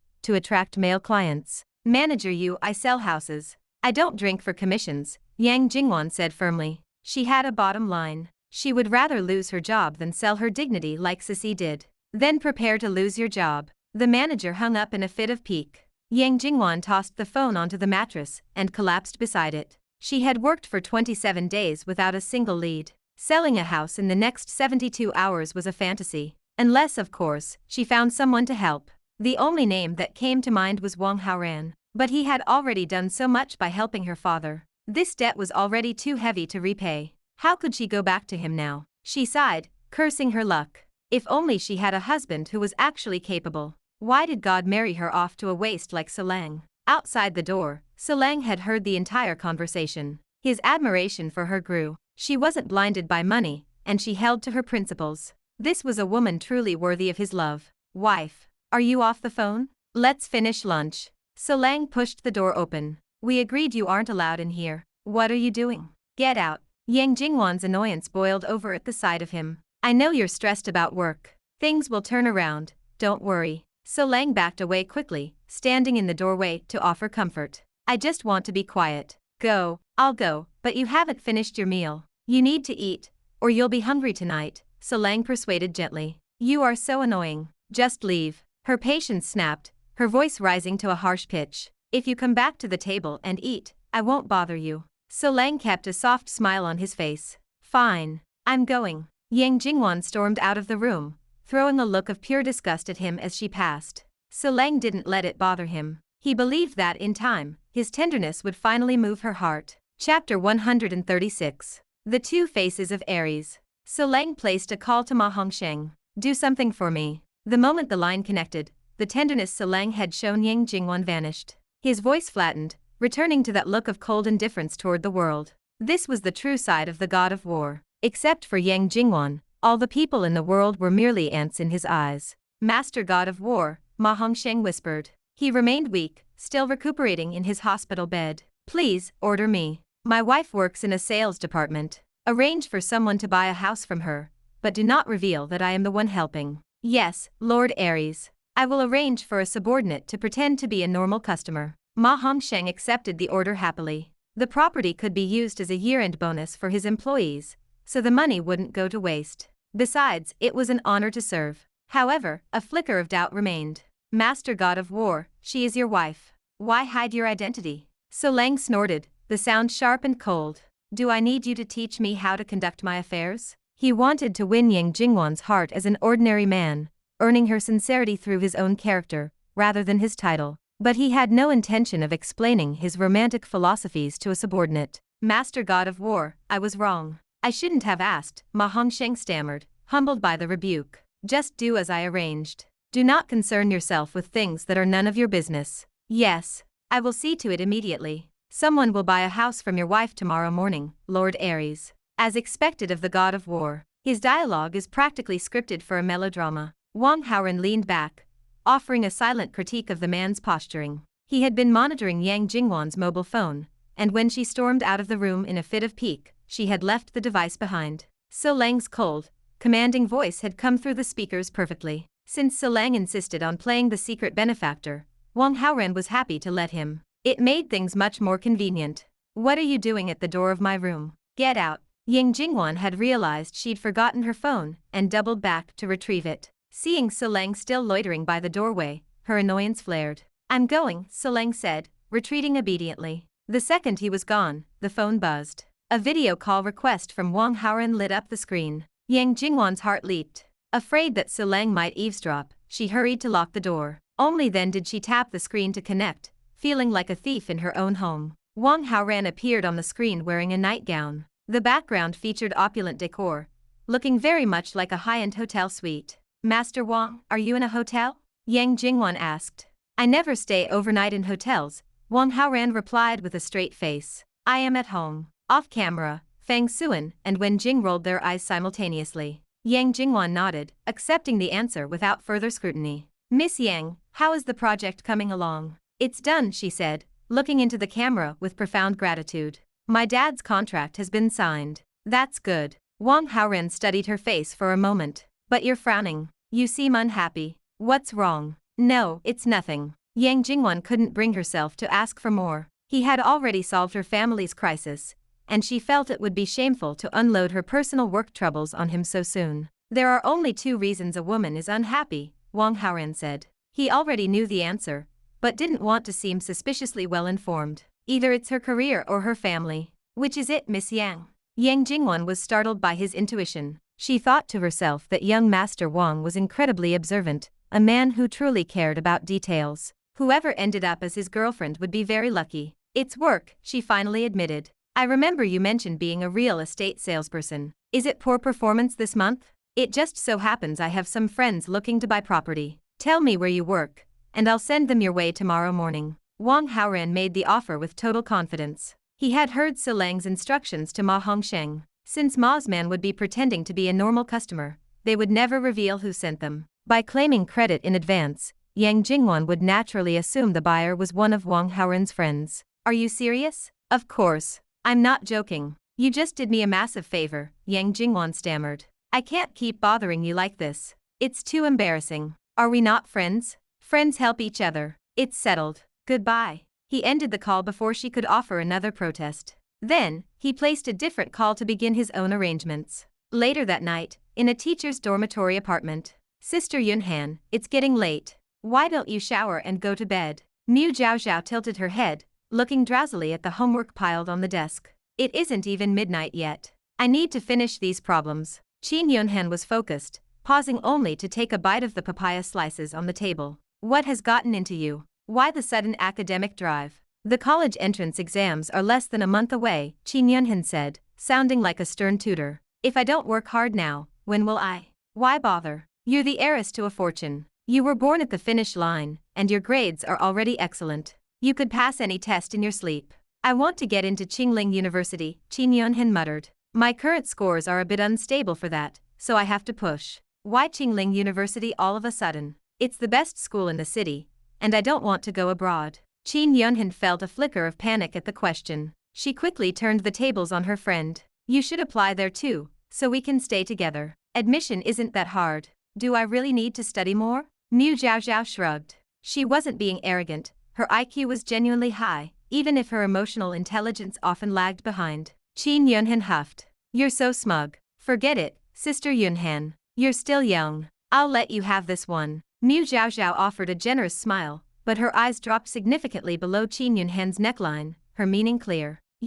I'll strangle you." Qin Yunhan lunged across the desk with her hands outstretched, her face flushed with mock fury. Chapter 137. The Plan. The two laughed and quarreled in the quiet dorm room for a while, until a sudden ringtone cut through the air. Qin Kai was calling. "Dad, why are you calling me so late?" Qin Yunhan stopped her play and answered the phone. "Yunhan, why are you still living at the school? Why don't you go back to the villa?" Qin Kai's voice was full of concern. Xiao Yifeng had disappeared. Qin Kai had organized a search for several days, but the man was nowhere to be found. Eventually, the search was called off. In Qin Kai's mind, Xiao Yifeng had likely chosen to leave without saying goodbye, perhaps feeling his protection was no longer needed. After all, with Xiao Yifeng's abilities, who could possibly kidnap him? Others have lived there, so I won't go back, Qin Yunhen pouted. The small villa felt tainted now that Xiao Yifeng had stayed there. To her, the place felt dirty. She decided then and there she would never return, and she didn't even want the clothes she had left behind.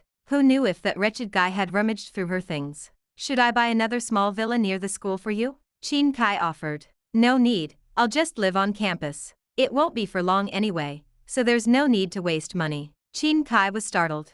His self-willed, squeamish daughter actually cared about saving money. In reality, Qin Yunhen wasn't trying to be frugal. She chose the dormitory to maximize her chances of seeing Wang Haoran. The idea of asking him over to help with homework at night felt quite romantic. If she stayed at a villa, Li Bo would pick her up and drop her off every day, and her father would likely visit. That would be far too inconvenient for her secret plans. As for her roommate, the human light bulb Mu Zhaozhao, the solution was simple. Before asking Wang Haoran over, she would simply convince Mu Zhaozhao to go home for the night. Since Zhaozhao's house wasn't far, it shouldn't be a problem. That's up to you then. If you change your mind, just tell me. Is there anything else you need to buy? Qin Kai began a long, doting speech about her well-being. Okay, you're really nagging, Dad. I'm fine. I'm hanging up now. Qin Yunhen interrupted him with an impatient, but playful huff. All right. I won't disturb your rest.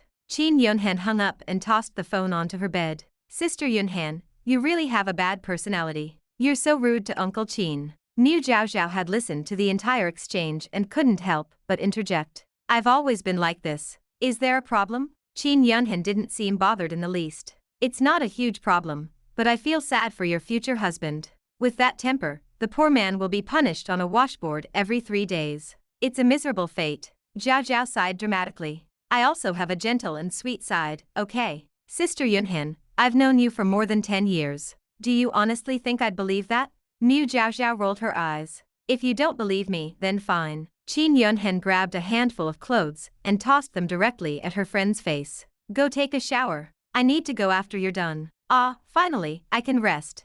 Zhaozhao felt relieved to end the study session and ran to the bathroom with a smile. Qin Yunhan checked the time. She decided to set aside the homework for the night. She picked up a piece of papaya from the table, intent on finishing it. Lately, she had been eating at least one a day, hoping to enhance her figure. If she could become more perfect, surely he would like her even more. She smiled at the secret thought. Just then, her phone rang again. It was Wang Haoran. I was just thinking of you, and you called. Is this what they call a heart-to-heart connection? Qin Yunhen greeted him with a voice like honey. Is Mu Zhaozhao nearby? Wang Haoran asked, hearing her tone. She's in the shower, not next to me. Qin Yunhen hadn't yet shared the news of her relationship with her best friend. I need to do something, and I'd like to use your name as the eldest lady of the Qin group, Wang Haoran said, shifting to business. Okay, she agreed without a second thought. You aren't even going to ask why. Aren't you afraid I'll sell you out? Would you be willing to? She giggled. It would be a terrible waste, Wang Haoran responded immediately. Qin Yunhen was beautiful, the sole heir to a multi-billion-dollar group, and completely devoted to him. Only a fool would sell her. Then it's fine. It's late. You should get some rest. Let's not talk anymore for now. But I still want to chat with you, she said coquettishly. Going to bed early is good for your skin. Be a good girl and rest.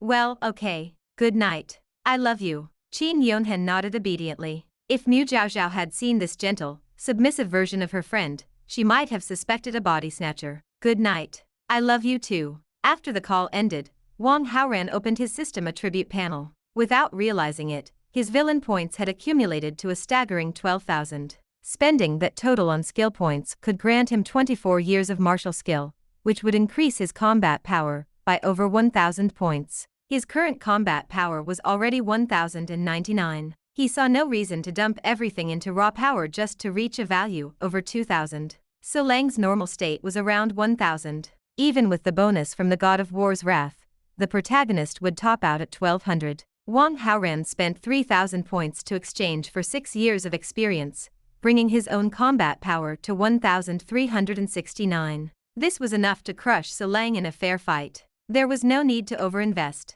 The invincible god of war skill was a nuisance. It granted Soleng 1 hour of invulnerability and an instant kill state if he suffered a fatal blow. While dangerous, it was a passive ability. The initiative remained with Wang Haoran. He considered 2 paths. The first was direct assassinate Soleng to trigger the passive, wait out the hour of invulnerability, then finish him off while the skill was on cooldown. But this was risky. There was no guarantee he could escape Soleng's instant kill state once the invincibility was active. The second method was the slow burn. He would continue to boil the frog in warm water, chipping away at Soleng's protagonist halo. Once that halo hit 0, it would shatter. Could a god of war without a halo even be called a god of war? At that point, finishing him would be effortless. Wang Haoran chose the second path. It was slower, but infinitely more secure. The key to this strategy lay with the heroine, Yang Jingwan, and key supporters like Ma Hongsheng. Yang Jingwan was the center of it all. He would need to put much more effort into her. Chapter 138. Charm Aura. With 9,000 villain points remaining, Wang Haoran scanned the system mall, prepared to spend. It didn't take long for something to catch his eye. The Charm Aura. Passive permanently increases charisma by 300. Active target a heroine to permanently increase her favorability toward the host by 10 points. If used on a female character other than a heroine, her favorability is boosted to the maximum value of 100. The active skill has a 72-hour cooldown. The price tag sat at 8,800 villain points. It was expensive, but Wang Haoran considered the competition. Soleng possessed the god of war skill, which boosted his own charm. With that power active, the protagonist's charisma could temporarily reach a staggering 375. Currently, Wang Haoran sat at 268, which was enough to win over most women, but he refused to let the protagonist outshine him. If Soleng ever decided to drop his low-key act and reveal his identity, he would fascinate thousands of women instantly. A supervillain could not tolerate a protagonist with a higher charm value. Wang Haoran finalized the purchase. Immediately, the charisma item on his attribute panel spiked to 568. Early the next morning, at a sales office within the Qin group, Yang Jingwan arrived for her shift right on time. As soon as she crossed the threshold, she encountered the old witch, Yu Yan. Yang Jingwan, if you don't sell a house today, you can pack your things and leave. Do you hear me? Yu Yan's tone was a jagged command. I thought I had 3 days. Yang Jingwan asked, her heart sinking. I changed my mind. I decided today is the deadline. Yu Yan snorted. She adjusted the tight belt around her waist and stomped deeper into the department. You're truly a bully, Yang Jingwan muttered, stomping her foot in frustration. She had woken up in such a good mood, but Yu Yan had shredded it in seconds. Wang Haoran had mentioned yesterday that he would introduce a buyer, but accidents happened. If she waited until tomorrow, and the buyer didn't show today, she would be out of a job. She stared at her phone, debating whether to call him and confirm. Her thumb hovered over his name, but she couldn't find the courage to press dial. He had already helped her so much, it felt wrong to keep pestering him. I'll wait a little longer, she thought. If no one comes by noon, then I'll call. Her phone vibrated, interrupting her thoughts. It was Soleng. She hit the decline button immediately, but he was persistent. The phone buzzed again seconds later. I'm at work, Yang Jingwan snapped into the receiver. What are you arguing about now? I saw that you didn't touch the breakfast on the table, Soleng said, his voice soft and nurturing. I wanted to ask if it wasn't to your taste. If you don't like it, I can make something else and bring it to you. I don't want it. The last thing she wanted was Soleng showing up at the office. If her colleagues saw her waste of a husband, the ridicule would never end. Are you still worried about your performance? Soleng asked, trying to sound encouraging. Like I told you yesterday, don't worry. You will hit your goals this month. Believe in yourself. Yang Jingwan bit back a sharp retort.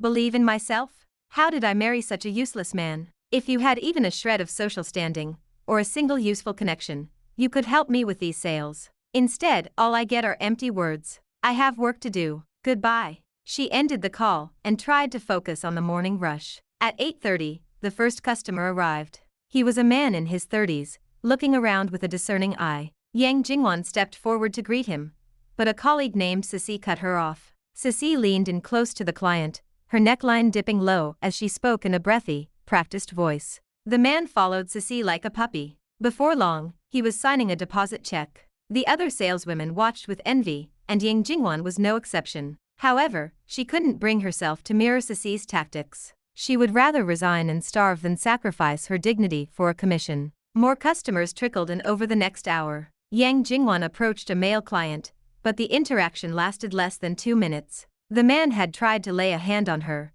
and she had responded by splashing a glass of cold water directly into his face. He scrambled out of the office, soaking wet and cursing. In a department primarily staffed by women, wandering hands were a common hazard. Most of the staff tolerated it to close a deal, as long as the client didn't cross a major line. No one reacted like Yang Jingwan. Yang Jingwan, what is wrong with you? Yu Yan screamed, rushing over after hearing the commotion. You actually poured water on a customer? He was trying to take liberties, Yang Jingwan retorted, her chin high. Did he even touch you? Yu Yan demanded. No, because I threw the tea before he could. Yang Jingwan patted her chest, feeling justified. Yu Yan's face turned a shade of purple, the heavy powder on her cheeks beginning to crack. She gritted her teeth. Other colleagues have endured much worse. They've had their hands touched, their legs, and they stayed professional. You think you're so precious that you can douse a man before he even grazes your skin? You have too much nerve. I have the courage to stand up for myself.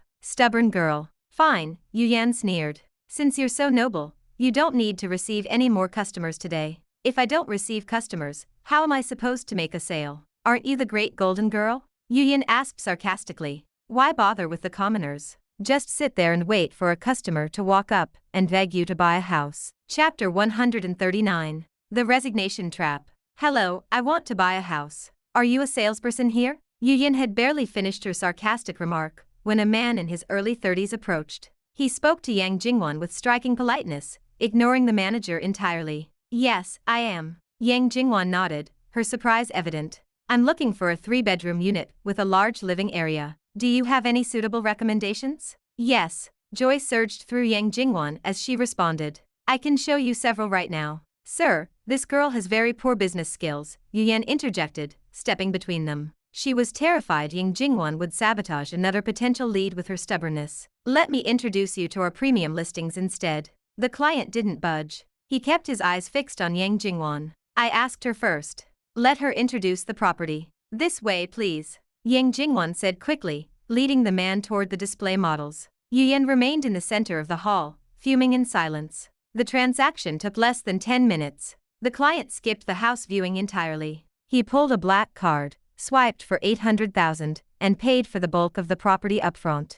His decisiveness was almost frightening. A seed of suspicion sprouted in Yang Jingwan's mind. Excuse me, did someone specially introduce you to buy a house from me? No. The client shook his head. He didn't offer a second glance or a follow-up explanation. He simply turned and walked out. Before she could process the strange encounter, another client approached her, then another. Within 15 minutes, a second generous buyer had closed on a suite. Unbelievable. Clients are actually seeking her out, Yu Yan whispered, her jaw dropping as she watched from the sidelines. It was only the beginning. By the end of the morning, Yang Jingwan had sold 12 suites. The total sales volume surged past 14 million. This single morning performance shattered every historical record held by the sales division. The entire office was in a state of shock. As the division leader, Yu Yan usually claimed the top spot. Her current monthly performance stood at 8 million, a figure that normally guaranteed her the championship. But Yang Jingwan had appeared out of nowhere, and nearly doubled that in a few hours. If the top management heard about this, a promotion for the girl was inevitable.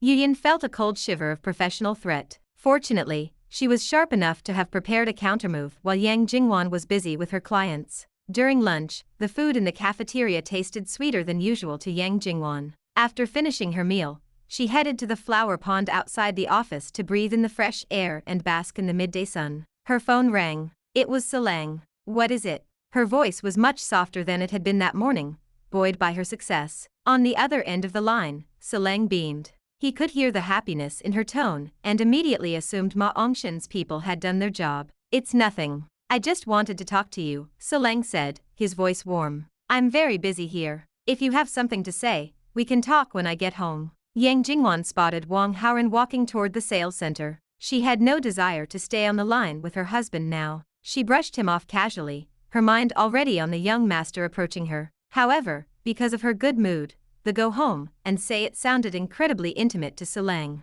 To him, it felt like she was finally acknowledging him as her husband. Wonderful. Solang hung up, feeling like he was walking on air. He hopped onto his small electric scooter, heading for the market. He planned to buy the best ingredients available to cook a celebratory feast for his wife. Yang Jingwan quickly tucked her phone away as Wang Haoran arrived. "Why are you here?" she asked, her eyes widening as she took him in. She had seen him several times before, but today, he seemed different. He looked exceptionally handsome, possessing an indescribable temperament that made it hard to look away. "I decided to stop by during my lunch break." Wang Haoran noticed her intense stare. "Why are you looking at me like that? Is there something on my face?" No. Yang Jingwan blushed and looked away, her heart fluttering. Ding. Heroine Yang Jingwan's favorability has increased by 5. Current total 25. Very friendly. Ding. Host has influenced the plot, gaining 100 villain points. Wang Haoran was briefly taken aback. She just looked at him and her favorability jumped. This had to be the result of the massive increase in his charisma value. "How is your performance?" he asked.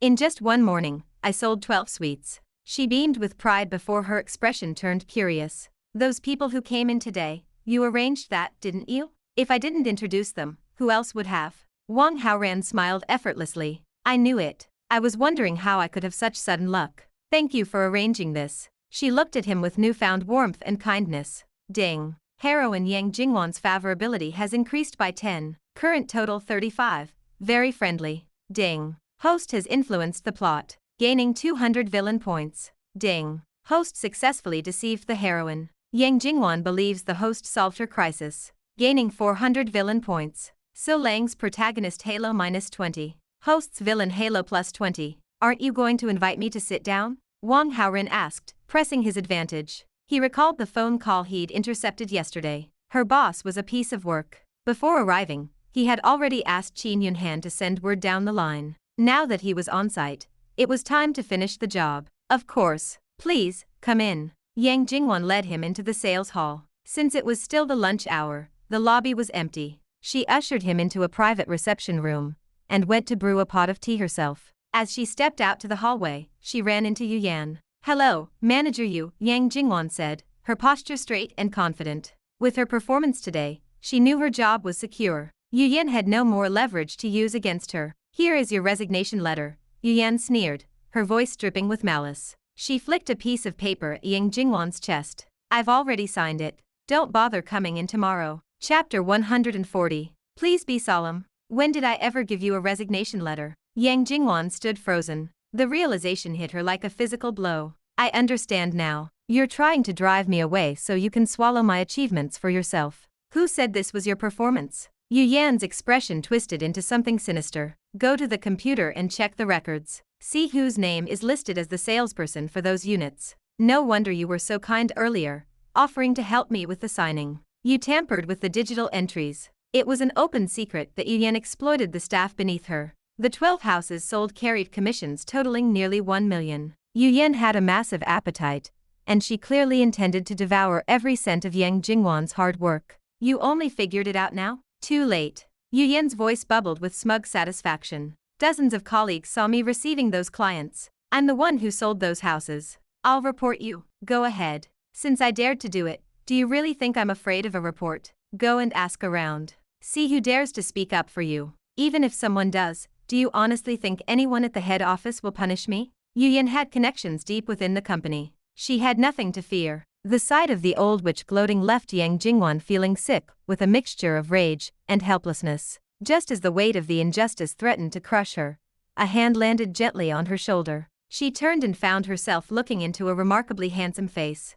"I heard everything," Wang Haoran said. His voice was steady and comforting. "Let me handle this." Yang Jingwan felt a sudden, massive relief. "All right. Thank you." Yu Yan squinted at the newcomer. He possessed an extraordinary temperament, an air of natural authority and extravagance that suggested he was someone of immense importance. "And who are you?" Yu Yan asked, her voice losing some of its edge. "My surname is Wang. I believe someone should have greeted you regarding my arrival." Yu Yan's eyes went wide. Her legs began to tremble uncontrollably. That morning, she had received a personal call from Qin Yunhan, the eldest lady of the Qin group. The heiress had mentioned a wealthy young man named Wang might visit, and repeatedly commanded Yu Yan to obey his every order. "Young Master Wang, I was only joking with Jingwan just now. Please, don't take it seriously. It was all a misunderstanding." Yu Yan forced a grotesque smile, her loyalty shifting in a heartbeat. Wang Haoran didn't spare a glance for someone so insignificant.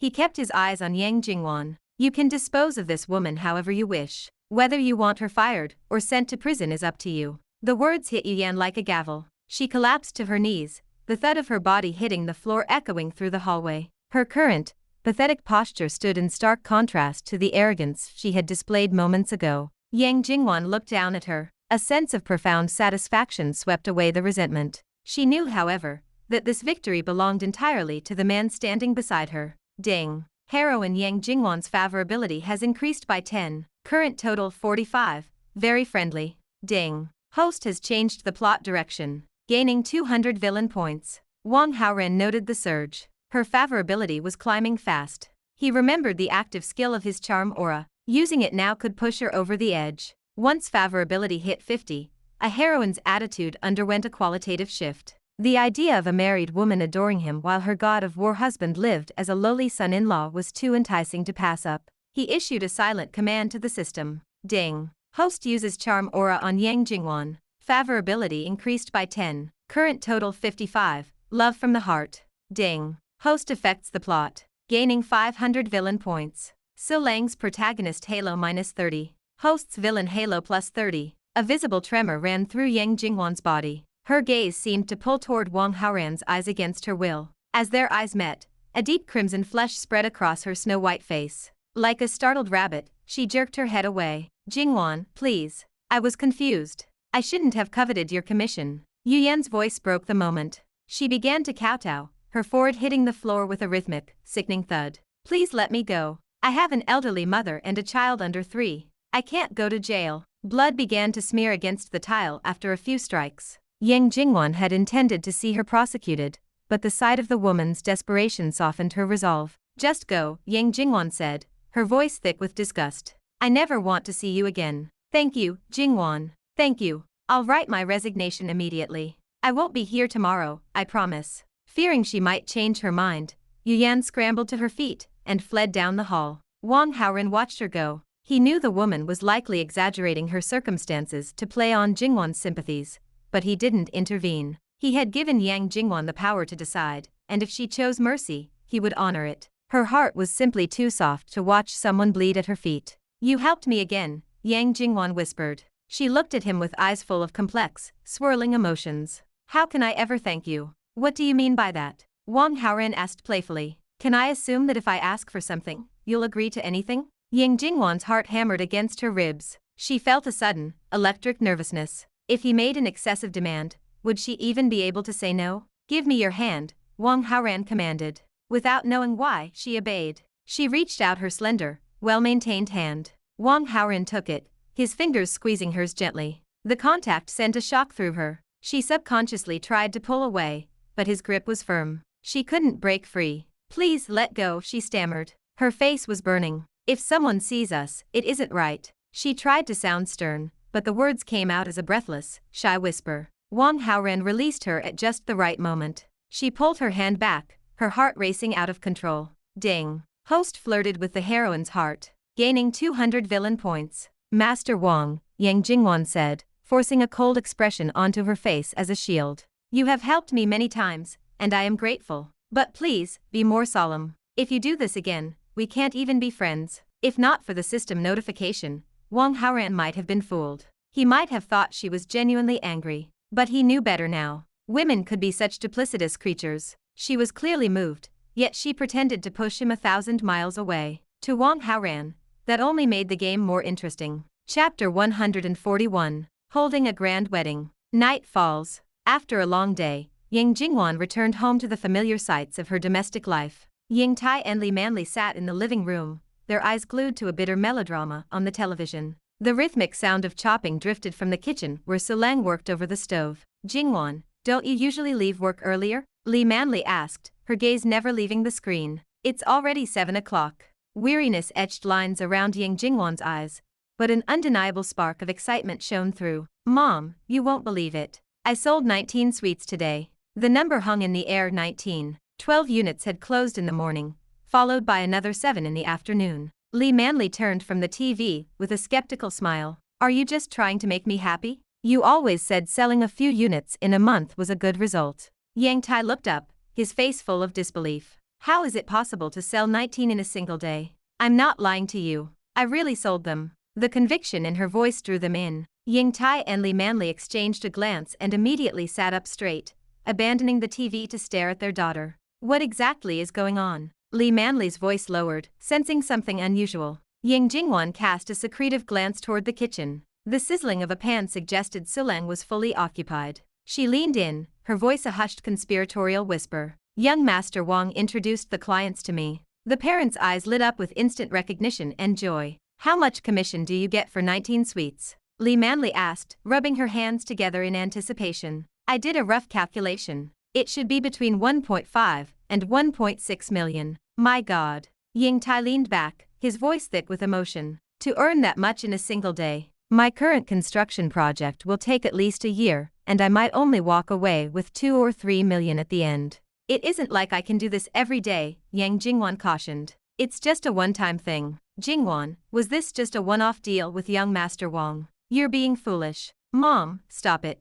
I didn't do anything unprofessional. Li Manli leaned closer, her eyes narrowed. Then young Master Wang introduced all those clients, and didn't ask for a single thing in return. A deep blush crept up Yang Jingwan's neck. He just grabbed my hand. Do you think I'm old and senile? You expect me to believe that? Li Manli's voice dropped even lower. Tell me the truth. How far have things developed between you two? We are just ordinary friends. Nothing else. Li Manli waved a hand dismissively, though her eyes remained sharp. Fine, I won't force it if you won't tell me. She kept her voice down, wary of Sulang overhearing from the kitchen. Yang Jingwan felt a wave of helplessness, but chose not to explain further. Despite the distance she tried to maintain from Wang Haoran, a persistent pang of guilt gnawed at her. His handsome, charming face had a way of drifting into her mind unbidden, a mental image she couldn't seem to shake no matter how hard she tried. She knew the attraction was wrong, but her emotions refused to follow the rules. Dinner is ready. Sulang's voice echoed from the kitchen. He had made a special trip to the market, and the table was soon covered in a rich, celebratory spread. The family gathered to eat. Eat up, Jingwan. Li Manli piled vegetables onto her daughter's plate. You worked hard today. That's right, Yang Tai added, beaming with pride. Jingwan is the hero of this family. Selling 19 sweets in a day, and making 1.5 million, is a feat far greater than anything her father has done. Sulang's expression didn't flicker. He knew the buyers Ma Hongsheng arranged had done their job. Rather than taking credit, he ate quietly, playing the role of the oblivious observer. Li Manli shot a sharp glare at Yang Tai, scolding him with her eyes for being so indiscreet. Why would he mention the sales in front of Sulang? The last thing they needed was the useless son-in-law knowing that Wang Xiao was the one providing for his wife. Yang Tai caught the look and felt a surge of regret, realizing his blunder. The words were out though, and couldn't be taken back. Yang Jingwan kept her head down, focused intently on her bowl of rice like a thief with a guilty conscience. She waited for Sulang to speak, but the silence stretched on. When she finally risked a glance, his face was calm. He didn't seem to care at all. Subconsciously, she breathed a sigh of relief. Her parents shared a look of mutual relief, inwardly sighing at the fact that their waste of a son-in-law was apparently too dimwit to realize he was being cuckolded in broad daylight. Wife, Sulang said, setting his chopsticks down as the meal wound to a close. In half a month, it will be the anniversary of us getting our marriage certificate. What gift would you like? Nothing, Yang Jingwan replied. Her voice was cold. She had never taken the marriage seriously. The anniversary meant nothing to her, and she knew Sulang had no means to buy anything of actual value. It's our first anniversary. It's an important day, Sulang insisted with sudden confidence. Just tell me what you want. I will buy it for you. I said no. Why are you being so bothersome? Sulang, don't even bring up that certificate, Li Manli sneered. You've been legally married for a year, and you haven't even given Jingwan a proper ceremony. You have a lot of nerve mentioning an anniversary. Sulang nodded slowly. The criticism was actually fair. They had the paperwork, but they had never held a wedding banquet. A plan began to form. Wife, in half a month, we will hold a grand wedding. A celebration so magnificent it will shake the city. Everyone will witness our happiness. Yang Jingwan's face remained expressionless. Inside, she felt a bitter sting of contempt. She assumed he was only saying this because he knew she had just earned over $1 million. He likely intended to use her commission to pay for it. Using her own money to buy her a gift was the height of absurdity. She didn't even bother to mock him. Still bragging, are you? Li Manli asked with a bark of laughter. Whether I am bragging or not, we will see in 2 weeks. Fine, Li Manli countered. But let's be clear, you aren't allowed to spend a single penny of Jingwan's money. You pay for the wedding yourself. That is only natural. So Lang nodded, already calculating. A wedding of that scale required immense capital. He wasn't worried. His bank card held over 5 billion, a fortune he had left untouched to maintain his low profile. For this, he would finally use it. The vision came together: world-class luxury cars, a fleet of helicopters, and every opulent detail money could buy. But the scene needed guests. Ma Hongsheng, the richest man in Qingling, would certainly be there. Through him, every major business leader in the city could be summoned. Still, Lang felt that wasn't enough to truly honor his wife. He needed more. He would need to contact figures of legend Shueshania, the divine physician, and the cryptic Tian Jitsi. The world would come to Qingling to celebrate his union. Chapter 142. Internal Destruction. Lang is planning a wedding. Wang Haoran leaned back, listening to the family conversation through the bug in Yang Jingwan's mobile phone. In the world of God of War son-in-law novels, 9 out of 10 protagonists eventually reach this specific milestone. It was a tired, overused trope, yet it remained an extraordinary tool for driving the plot forward. If Lang successfully pulled off a grand wedding, the Yang family's perception of him would shift dramatically. Jingwan might finally be moved, recognizing the waste as her true husband. A successful wedding was a disaster for Wang Haoran's plans. However, it was also a magnificent opportunity for a counterattack. Imagine the scene. The god of war spares no expense, creating a century-defining spectacle for his bride. Then, at the altar, the officiant asks the ultimate question. Yang Jingwan, do you take Lang to be your husband, in prosperity or adversity, wealth or poverty, health or disease, until death do you part? And Yang Jingwan looks him in the eye and says, I don't. The look on Lang's face would be priceless. The shock of the high society guests would be legendary. Perhaps he could be more ruthless. He had 2 weeks to push Jingwan's favorability to the limit. He could kidnap her in public right before the vows. Or, for a truly lethal strike, he could record a private video of himself harvesting Yang Jingwan, and play it on the giant screens during the ceremony.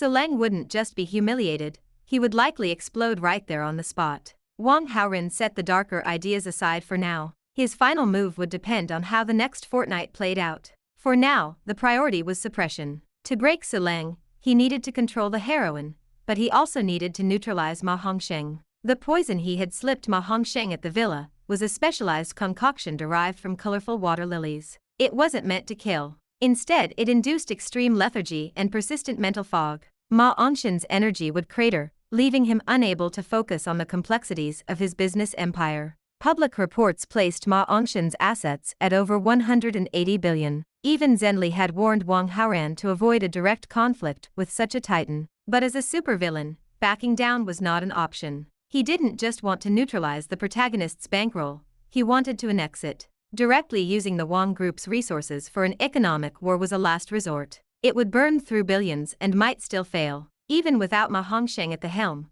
the company's executives were formidable. Attacking a $100 billion fortress from the outside with only 10 billion in assets was a fool's errand. The strongest fortresses are defeated from within. Wang Haoran opened his phone to research Ma Hongsheng's family tree. The details were easy to find. Ma Hongsheng had been married twice and had 2 sons. His first wife passed away years ago. 3 years ago, he remarried. His eldest son, a 24-year-old playboy, was more interested in changing girlfriends than managing assets. The younger son was barely a year old, the product of Ma's second wife, Su Xian. Curiously, Su Xian was only 23. She was a year younger than her own stepson. Wang Haoran could only guess at the eldest son's reaction to having a mother younger than himself. One thing was certain: the relationship was likely toxic. The playboy had been an only child, the sole heir to a fortune, until this new woman appeared and produced a rival heir. Whether he was a dandy or not, no one would be happy about that. To dismantle the empire from the inside, Wang Haoran needed a puppet. He just had to choose between the playboy son or the young stepmother. Since he didn't know their personalities yet, he needed a closer look. Ma Hongsheng was still hospitalized. Both parties in the inheritance struggle would surely be there, putting on a show of devotion to gain favor. A visit to the hospital was the perfect scouting mission. He contacted Zhenli. In the Qingling business circles, most big players maintained a facade of friendship. It was only natural for Zhenli to visit a sick colleague. After checking with her secretary, Feng Suan, Zhenli found a gap in her schedule 3 days away. Wang Haoran agreed to go with her. The days passed quickly. Things on Yang Jingwan's end remained quiet, but Fang Hung delivered a massive haul, 20 high-value antiques. Some were substantial pieces, with a combined market value of roughly 880 million. Wang Haoran went through the motions of calling Fang Suan to buy them, effectively laundering the items for free. He moved the collection through a professional auction agency to convert the assets into liquid capital.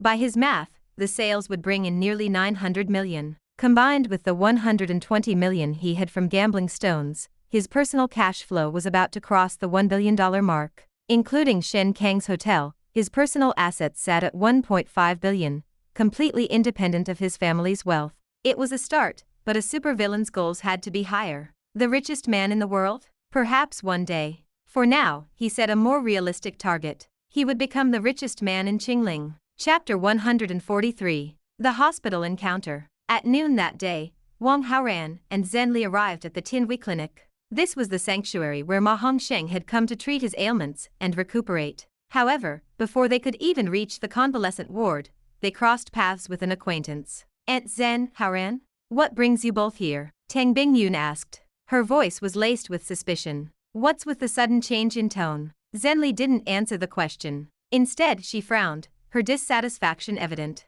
"I'm not that old, am I? You were calling me Sister Zhen just recently. Why the sudden aunt?" Last time, when Tang Bingyun's grandfather was ill, Zhenli hadn't pressed the issue. Now, she wasn't about to let it slide. "That isn't what I meant at all. You look young and beautiful, truly." Tang Bingyun hurried to explain, but her eyes drifted uncontrollably toward Wang Haoran. Something about him today felt different. He was strikingly handsome, possessed of an almost magnetic attraction. She found herself staring, momentarily lost for words. Ding. The host has stirred the heart of heroine Tang Bingyun, gaining 300 villain points. Wang Haoran felt a surge of quiet triumph. Tang Bingyun was moved just by his presence, without him even uttering a syllable. A charm value exceeding 500 was truly a game-changer. "Then what did you mean?" Zhenli pressed. She followed the girl's gaze and realized Tang Bingyun was in a daze, staring at her son. The realization hit her instantly. "Okay, Tang Bingyun. No wonder you changed your tune. I treat you like a sister, yet here you are, plotting against my son? You want to eat tender grass? How shameless." Tang Bingyun snapped back to reality. The memory of the couple's restaurant flashed through her mind. Her face flushed a deep, embarrassed red. "You misunderstood. I didn't mean it like that." She stammered out the lie, desperate to soothe Zhenli's temper. "Don't tell me you didn't mean it, you, Mom." Wang Haoran's voice cut through his mother's tirade. Zhenli turned to her son, and saw him give a slight, knowing shake of his head. She fell silent, though her eyes remained sharp. Tang Bingyun exhaled a long breath of relief, and looked back at Wang Haoran. "Why are you here?" he asked, his tone curious. Tang Bingyun hesitated, weighing her words. Finally, she decided on the truth. "Grandfather sent me to check on Yan Guishan." "Yan Guishan is here?" "Yes. He was injured. He's here recuperating." "And what about your engagement to him? How did your grandfather resolve that?" "Grandpa dissolved the marriage contract," Tang Bingyun said, unable to hide the joy in her voice. "He sent me here purely for the sake of the friendship between our families." Wang Haoran nodded slowly. It seemed old man Tang wasn't completely senile. Once he realized Yan Guishan had been abolished, he finally saw reason and ended the engagement. However, Yan Guishan still held the status of a protagonist. He was still a source of rewards. His body and mind were at their most fragile right now. This was the perfect moment to dismantle his psyche and reap the benefits. "Mom, why don't you find a place to sit for a while?" Wang Haoran suggested. "Well, all right. Do as you please." Zhenli assumed her son wanted some private time to speak with Tang Bingyun. She didn't object. Ever since learning Tang Bingyun was engaged, Zhenli had been hostile. But now that the contract was gone, the situation was different. The Tang family was powerful, and Tang Bingyun was their clear successor. Despite being a few years older, she was a worthy match for her son. Satisfied with this line of reasoning, Zhenli excused herself. "What did you want to tell me?" Tang Bingyun asked, her eyes full of expectation. "Let's go see Yan Guishan together," Wang Haoran replied. "Oh." Tang Bingyun's shoulders slumped slightly in disappointment, but she quickly masked it with a nod. "Follow me." She led the way to a high-end convalescent ward. Yan Guishan was currently incapable of caring for himself. Tang Bingyun, wary of seeing something inappropriate, knocked firmly on the door. "It's Tang Bingyun." Grandfather sent me to see you. Is it a good time to come in? There was no response. She knocked again, repeating the message. Wang Haoran activated his perspective vision, peering through the door. Yan Guishan was alone. No nurses were present. He was awake and had clearly heard her voice, but he remained silent. His face was a chaotic mask of inferiority, regret, loneliness, and burning rage. It was clear he couldn't bring himself to face her. No one is answering. Maybe he's asleep? Tang Bingyun looked at Wang Haoran. Let me check. Wang Haoran pushed the door open. Sensing the movement, Yan Guishan squeezed his eyes shut, immediately feigning a deep sleep. He's out cold. Wang Haoran choked back a laugh and turned to Tang Bingyun. Is it alright if I go in? She whispered. It's fine. Tang Bingyun walked in, followed by Wang Haoran. She set a basket of flowers and some fruit on the bedside table. Grandpa asked me to check on you, she said softly to the sleeping man. Are you alright? Yan Guishan remained motionless, committed to the act. He's sleeping quite deeply, Tang Bingyun muttered. How did he end up in the hospital? Wang Haoran pulled up a stool and sat down, playing the part of the uninformed observer. What's the injury? He was attacked, Tang Bingyun said vaguely. He sustained some injuries. Where exactly? Wang Haoran pressed. There, Tang Bingyun whispered, her voice dropping as she glanced at his midsection. Where? Wang Haoran pretended not to understand. Let's put it this way, Tang Bingyun said, struggling for a euphemism. Yan Guishan will never be able to marry a wife. He won't be able to carry on his family line. Ding. The host has successfully manipulated the heroine. Tang Bingyun's words have dealt a heavy blow to the protagonist, Yan Guishan, gaining 500 villain points. Yan Guishan's protagonist Halo -20. Host's villain Halo +20. Oh. Wang Haoran nodded, wearing a look of feigned shock as if he finally understood. Haoran, since he's asleep, we should go. Tang Bingyun was clearly uncomfortable and wanted to talk to Wang Haoran somewhere more private. Your grandfather sent you to see him. If he wakes up and finds you gone, it might seem disrespectful, don't you think? Wang Haoran had no intention of leaving. He wasn't finished with Yan Guishan's mental state just yet. Chapter 144. The Soldier King's Breakdown. Then, let's stay for a while. Tang Bingyun nodded. The silence of the room felt heavy, and she grew restless waiting for the patient to wake. She drifted over to the bedside table and picked up the fruit basket. We have strawberries, apricots, and grapes. Which one do you want? Grapes. Tang Bingyun nodded and stepped into the small bathroom within the ward. The sound of running water filled the space as she rinsed the fruit. She returned a moment later, holding a glistening plate. After popping one into her own mouth to test it, she held the plate out to Wang Haoran. They're very sweet. Have some. I'm too lazy to wash my hands, Wang Haoran said, a playful glint in his eyes. Will you feed me? So lazy, Tang Bingyun protested, though her lips curved into a smile. She plucked a purple grape and pressed it gently against his lips. Is it sweet? With such a beautiful woman feeding me, even if it were sour, I'd find it sweet. Tang Bingyun froze for a second, a deep, genuine smile breaking across her face. I haven't seen you for a few days, and suddenly you've learned to talk like that. I'm only telling the truth, Wang Haoran replied, his expression mock serious. Tang Bingyun giggled, clearly delighted. Fine. One more grape. It really is delicious. I want more. All right. Ding. The host has caused protagonist Yan Guishan's mentality to become unbalanced, gaining 100 villain points. Ding. The host has caused protagonist Yan Guishan's mentality to be out of balance, gaining 200 villain points. Ding. The host has caused protagonist Yan Guishan's mentality to be out of balance, gaining 300 villain points. Yan Guishan, still squeezing his eyes shut in a desperate play for sleep, listened to the rhythmic laughter of the man and woman beside him. Every giggle felt like a physical blow. He tried to force his thoughts elsewhere, but their voices seemed to grow wings, spiraling directly into his ears and nesting there. He felt a suffocating sense of discomfort. Wang Haoran, meanwhile, was listening to the constant chime of system notifications. His heart practically blossomed with joy. By the time he finished the grapes, he did a quick mental tally, 2,100 villain points. Being a villain was becoming incredibly lucrative. He glanced at Tang Bingyun and asked for more, and she dutifully washed a second plate. This time, however, the rewards stopped. Yan Guishan had been stimulated into a state of numbness. He was stuffed full of their public displays of affection, and had developed a temporary resistance. The dose needed to be increased. I've had enough, Wang Haoran said, leaning back. I'm full. Tang Bingyun turned to set the fruit bowl back on the bedside table. As she moved, Wang Haoran reached out and pulled her into a hug from behind. She stiffened, knowing exactly who it was. What are you doing? You're far too bold, taking advantage of me like this. She made a half-hearted attempt to break away, her heart pounding in her chest. She tried to sound angry, as if she were lecturing him for being unreasonable, but her voice lacked conviction. No matter how bold I am, I'm not as daring as you were, right? Wang Haoran asked, his voice dropping to a meaningful whisper. Tang Bingyun's eyes darted away, unable to meet his gaze. A guilty flush crept up her neck. What do you mean by that?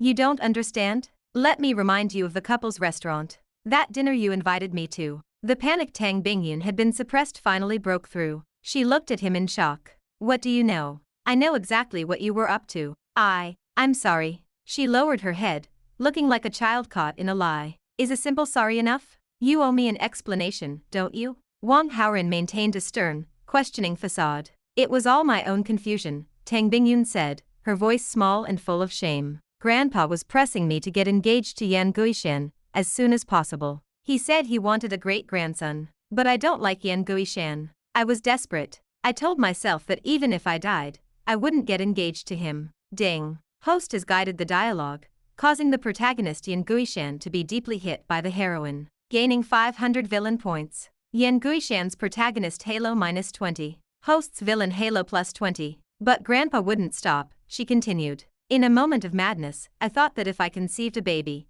he would give up on the marriage. He'd have his grandchild, and I wouldn't have to marry that man. Ding. Host has guided the dialogue, causing the protagonist Yan Guishan to be madly pricked by the heroine, gaining 800 villain points. Yan Guishan's protagonist Halo -40. Host's villain Halo +40. Wang Haoran let out a small snort. He didn't particularly want to be an accidental father just yet. So, are you pregnant? No, she whispered, her face burning. So, you used me as a tool. You planned to toss me aside when you were done without even saying a word. Tang Bingyun looked panicked, the words tumbling out of her in a rush. I didn't think of it that way. I felt I couldn't face you. I'm not that kind of person. If I didn't like you, I could never have done that. I'd rather die than do that with someone I didn't care for. Ding. Heroine Tang Bingyun has confessed to the host, gaining 800 villain points. Yan Guishan's protagonist Halo -40. Host's villain Halo +40. Ding. Host has caused the protagonist Yan Guishan's mentality to be out of balance, gaining 300 villain points. Wang Haoran basked in the rewards, but he could feel there was still a bit more to squeeze out of the man on the bed. So what are you saying? That I'm just a random person to you? The matter is done, Tang Bingyun said softly. How can I compensate you? Just tell me. When do you finish work today? Around 8 or 9. Fine. Then you're taking me to dinner tonight. Tang Bingyun looked up, blinking in disbelief. The same couple's restaurant as last time, Wang Haoran added. The implication was clear to Tang Bingyun, and even clearer to Yan Guishan, who lay paralyzed on the bed. You bad boy, she said, a mix of relief and amusement in her voice. I thought you were actually angry with me. Aunt Tang, are you inviting me or not? Give me a straight answer. Aunt Tang, call me Sister Bingyun. She giggled. Her playful correction was an implicit agreement to the evening's plans. Yan Guishan felt as if his very soul were being ground into the dirt. Ding. Host has caused the protagonist Yan Guishan's mentality to be unbalanced, gaining 500 villain points. Yan Guishan's protagonist Halo -20. Host's villain Halo +20. Ding. Host has caused the protagonist Yan Guishan's mentality to be unbalanced, gaining 600 villain points. Yan Guishan's protagonist Halo -30. Host's villain Halo +30. Sister Bingyun, Wang Haoran said. His mental age was 30, and he had no intention of playing the little brother role for long. Humph. You're younger than me, so it should be Big Sister Bingyun. Sister Bingyun, he insisted. Oh, I give up. You're impossible. Fine, have it your way. I'll see you tonight then. But you have to listen to me when the time comes. Listen to you about what? Wang Haoran just gave her a long, slow look. Tang Bingyun realized his meaning, her eyes widening. No, forget it then. Let's cancel the dinner. No, don't. I promise. The words were out before she could stop them. She immediately looked down, overwhelmed by a wave of shyness at how easily she had surrendered. Ding. Host has caused the protagonist Yan Guishan's mentality to be unbalanced, gaining 1,000 villain points. Yan Guishan's protagonist Halo -50. Host's villain Halo +50. Ding. Yan Guishan's mentality has exploded. The protagonist's halo is shattered. He has lost his status as a protagonist. That's it, no more time to play. Wang Haoran glanced at the man on the bed, who was still feigning sleep even as his world crumbled. He felt a twinge of disappointment. The game had ended much sooner than he expected. Chapter 145. The Terrible Woman. Tang Bingyun's company demanded her attention, forcing her to depart the clinic early. Once she had gone, Wang Haoran found Zhenli so they could begin their scheduled visit with Ma Hongsheng. While Wang Haoran had been occupied with Tang Bingyun,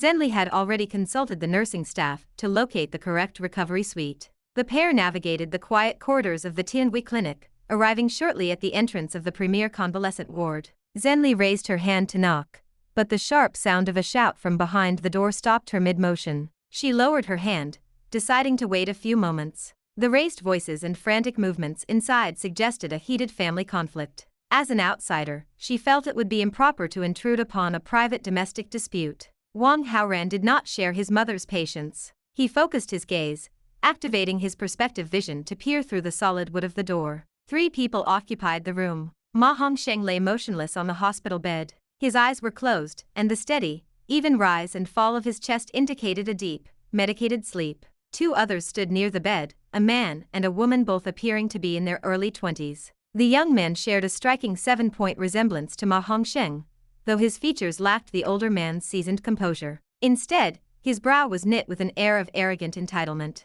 This was clearly Ma Hongsheng's eldest son, Ma Weikai. Standing opposite him was a young woman of exceptional beauty. Her delicate frame and fragile expression projected an aura of vulnerability that naturally invited pity. She sat perched on the edge of the mattress, lightly cradling Ma Hongsheng's hand with an expression of deep concern. This was the successor wife, Cheng Rui. My dad doesn't need you hovering over him, Ma Weikai snapped, his tone jagged and cold. Go back home. Don't you have a son to look after? Get moving. There is a nanny at home to handle that, Cheng Rui replied. Her voice was a gentle, melodic contrast to his aggression. Don't worry about me. I'm staying here to take care of Hongsheng. Ma Weikai let out a harsh, mocking laugh. My dad is out cold. You can stop the act now. Take off the mask. I'm not pretending, Cheng Rui whispered, looking even more frail. I truly care for Hongsheng. I just want to be here for him. You are such a calculating woman. I'll give you credit for that. My dad might be senile enough to fall for it, but I'm not. Why else would a girl your age marry an old man? You're after the family fortune. How many times must I explain? Cheng Rui sighed. I love Hongsheng for his maturity and stability, not his bank account. We even signed a prenuptial property notarization before we wed. You know this. If we divorced, I wouldn't get a single cent. That notarization is exactly what makes you so dangerous. Ma Weikai's face reddened with frustration. At the beginning, he had been the most vocal opponent of her joining the family. But when she had proactively volunteered to sign away her rights to the property, he had been fooled by her apparent selflessness. He hadn't taken her seriously then. He regretted that mistake every day now. Cheng Rui had played the long game. She had become pregnant within a year and secured her position by giving birth to a second son. Ma Hongsheng, a man who placed immense value on emotional bonds, had become even more devoted to her. Ma Weikai knew his father's character. Even with a prenuptial agreement, there was no way Ma Hongsheng would leave his wife and second son with nothing when he eventually passed. You truly misunderstand me, Cheng Rui said with a heavy sigh. Her eyes caught a subtle movement. Ma Hongsheng's hand twitched. A sharp light flickered in her gaze, gone as quickly as it appeared. She stood abruptly, poured a glass of water, and held it out to Ma Weikai with a submissive smile. We are family. We should try to live in harmony. Drink some water and calm down. Get lost. Ma Weikai lashed out, shoving her arm away. The glass flew from her hand, shattering against the floor. The force of the shove sent Cheng Rui stumbling backward, and she collapsed onto the hard tiles. You bastard! What do you think you're doing? Ma Hongsheng's eyes snapped open. He had drifted into consciousness just in time to hear his son's shout and witness his wife falling to the ground. Ignoring his own weakness, he scrambled to sit up and reached out to help Cheng Rui. As he pulled her up, he gasped. Cheng Rui's palm was slick with bright, red blood. A jagged shard of glass had sliced deep into her skin. Wang Haoran, watching the scene unfold through the door, felt a chill of genuine horror. He had seen the truth. When Cheng Rui fell, her hand had landed nowhere near the glass. She had waited until she was certain Ma Hongsheng was fully awake and watching, then deliberately pressed her palm down onto a sharp shard. She had maimed herself to deepen Ma Weikai's guilt and ignite her husband's fury. This woman is terrifying, Wang Haoran thought. Arui, how bad is it? Ma Angshan's voice trembled with worry. I'm fine, really. It's nothing, Cheng Rui said. Her face had gone pale, but she managed a brave, comforting smile for her husband. You animal. You absolute animal. Ma Hongsheng turned on his son, his face purple with rage. He struggled to get out of bed, intent on striking him. Hongsheng, please, it wasn't his fault, Cheng Rui urged, her fingers tightening around his arm to hold him back. I just slipped. I was clumsy. Dad, you hurt her. She fell on her own. Ma Weikai took a frantic step back, his bravado crumbling. It had nothing to do with me. Do you think I'm blind? I saw it with my own eyes. You pushed her. Ma Hongsheng broke free from his wife's grip, lunged forward, and delivered a staggering slap across Ma Weikai's face. From an angle where neither man could see her, the corner of Cheng Rui's mouth curled. The fragile, pitying mask slipped for a fraction of a second, revealing a cold, predatory smile. It was a look that made Wang Haoran's skin crawl. Cheng Rui was no mere opportunist. Ma Hongsheng was a billionaire. He likely had countless beautiful women throwing themselves at him. Only Cheng Rui had managed to secure a ring and a child. It wasn't luck. This woman was a master of manipulation. Ma Hongsheng began to calm down, breathing heavily. He grabbed a box of tissues and pressed several against Cheng Rui's palm to stanch the bleeding. Don't just stand there, you useless brat. Go find a doctor, he bellowed at his son. Ma Weikai looked aggrieved and humiliated, but he didn't dare argue further. He turned and stomped toward the exit. Outside, Zhenli heard the footsteps. She quickly knocked on the door, pretending she had only just arrived.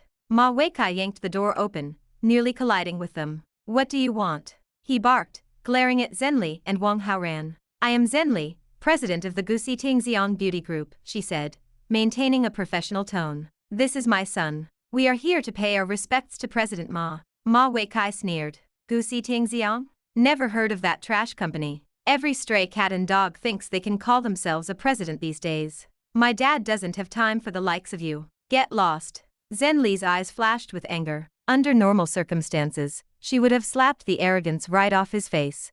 But she restrained herself out of respect for the elder Ma. You bastard! How dare you speak to guests that way? Ma Angshan's voice roared from the bed. Bring them in. Ma Weikai ignored his father, pushing past Zhenli to find a doctor. As he passed, he deliberately slammed his shoulder into hers. Zhenli winced, letting out a sharp intake of breath at the pain. Wang Haoran watched the young man's retreating back, his eyes narrowing into thin slits. He had been debating which side to support in the internal struggle for the Ma family fortune. Now he had his answer. Ma Weikai's days of luxury were numbered. However, Cheng Rui presented a different problem. She was a woman of immense ambition and lethal cunning. Turning someone like her into a submissive puppet would be no easy task. Chapter 146. The Natural Queen. Wang Haoran made his decision. He stepped into the ward, Zhenli following closely at his side. President Zhen, Ma Hongsheng greeted kindly. He shifted slightly in his bed.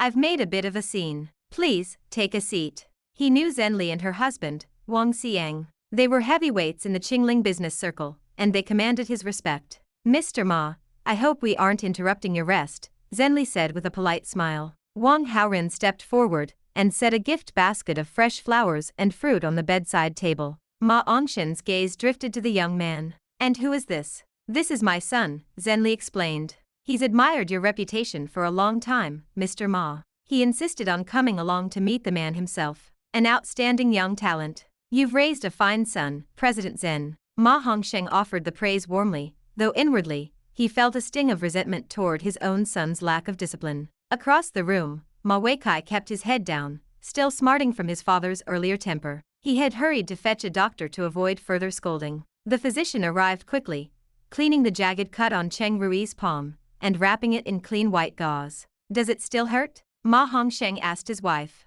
Cheng Rui gave him a soft, reassuring look. Not at all. I'm perfectly fine. Had Wang Haoran not witnessed her calculated self-injury through the door, her gentle tone and motherly expression would have fooled him completely. She looked every bit the devoted, virtuous wife. If it weren't for Rui speaking up for you, I would have broken your legs today, Ma Hongsheng growled at Ma Weikai. Thank her. Now, Ma Weikai rolled his eyes, his jaw tightening. This woman was a year younger than he was. The idea of calling her mother was revolting. But under the weight of his father's stern glare, he forced the words out. You're truly a saint.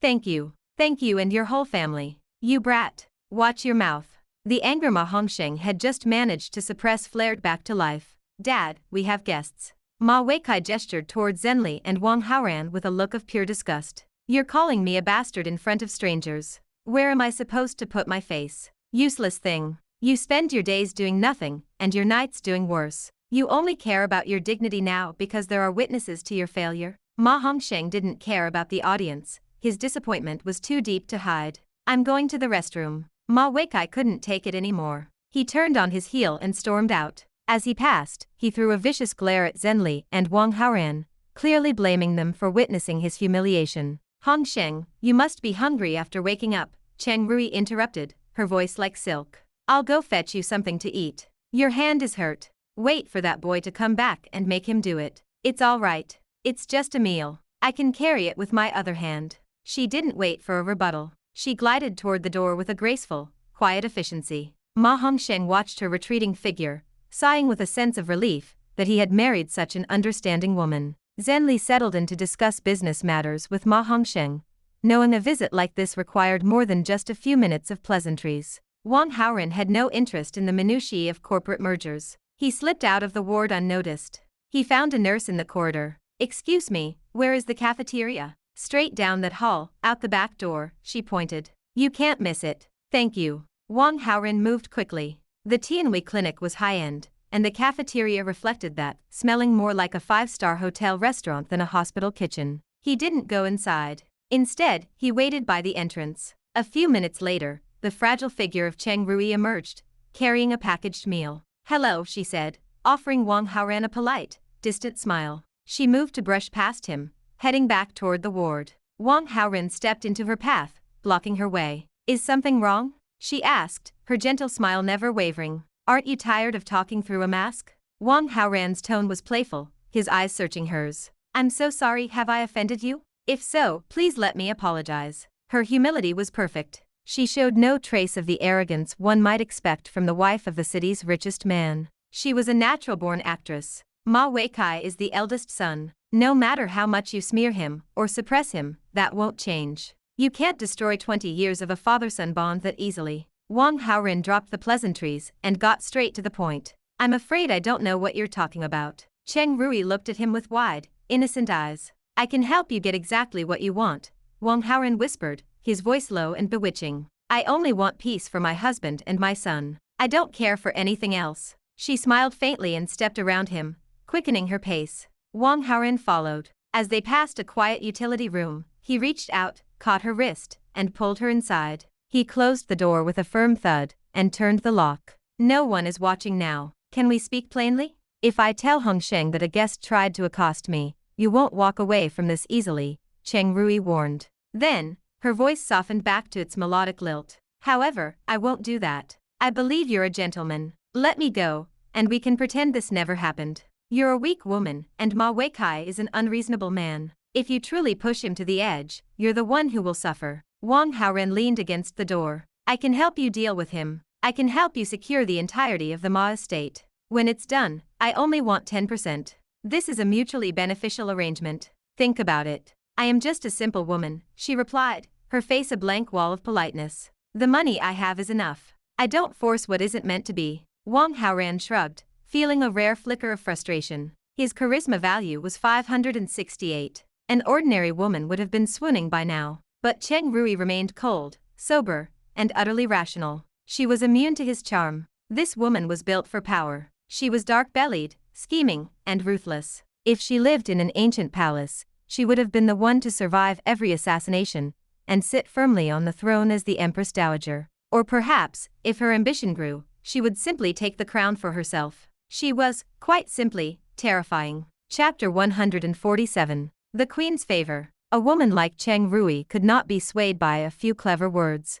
She was far too cautious, a vault of secrets and ambition that would take weeks, if not months, to pick. Wang Haoran had tested the waters and realized immediately that a standard routine was a waste of effort. Since Cheng Rui wasn't the heroine, he lacked the patience to play the long game. He reached out to the system. The charm aura operated on a 72-hour cooldown. He had used it on Yang Jingwan 3 days prior, and the clock had just run out. Originally, he intended to save such a powerful tool strictly for heroines. After all, using it once every 3 days was a significant investment. Before arriving at the clinic, the thought of using it on Cheng Rui hadn't even crossed his mind. For one, she held no heroine status, and for another, she was another man's wife. He wasn't some modern-day CAO with a fixation on married women. His initial plan was simply leverage a fake partnership to slowly turn her into his puppet. But Cheng Rui was different. She was ambitious, icy, and sharp. Most importantly, she was ruthless enough to mutilate herself to win an argument.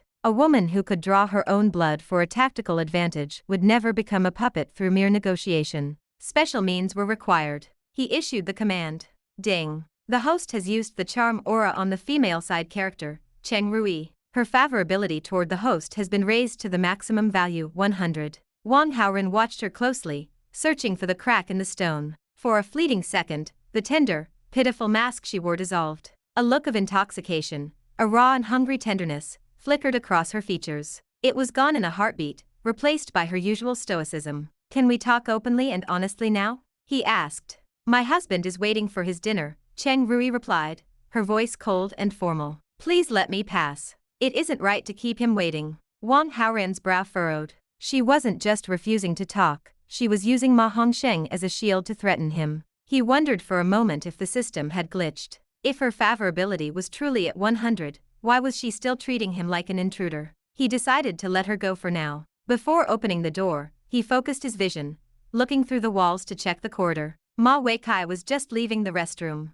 He was walking toward the utility room, a direct path back to his father's ward. An idea took root. Wang Haoran swung the door open. "Excuse me then, after you." The corner of Cheng Rui's mouth twitched with a hint of pride as she stepped out into the hallway. Wang Haoran followed a half-step behind. "What were you two doing in there?" Ma Weikai stopped dead, his eyes darting between the two of them. Surprise quickly morphed into a jagged suspicion. Cheng Rui's expression shifted, her lips parting to offer a logical explanation. "We didn't do anything. Don't talk nonsense." Wang Haoran cut her off. He pitched his voice into a frantic, impatient tone, looking exactly like a man caught in a lie. Ma Weikai wasn't the brightest man, but his mind was a fertile ground for scandal. He connected the dots instantly. Cheng Rui, oh Cheng Rui, the fox finally shows her tail. Carrying on a tryst with a handsome young man right under my father's nose? Remarkable. He turned his gaze toward Wang Haoran. To the boy's surprise, the young man's face held a look of genuine admiration. "You've got talent, kid.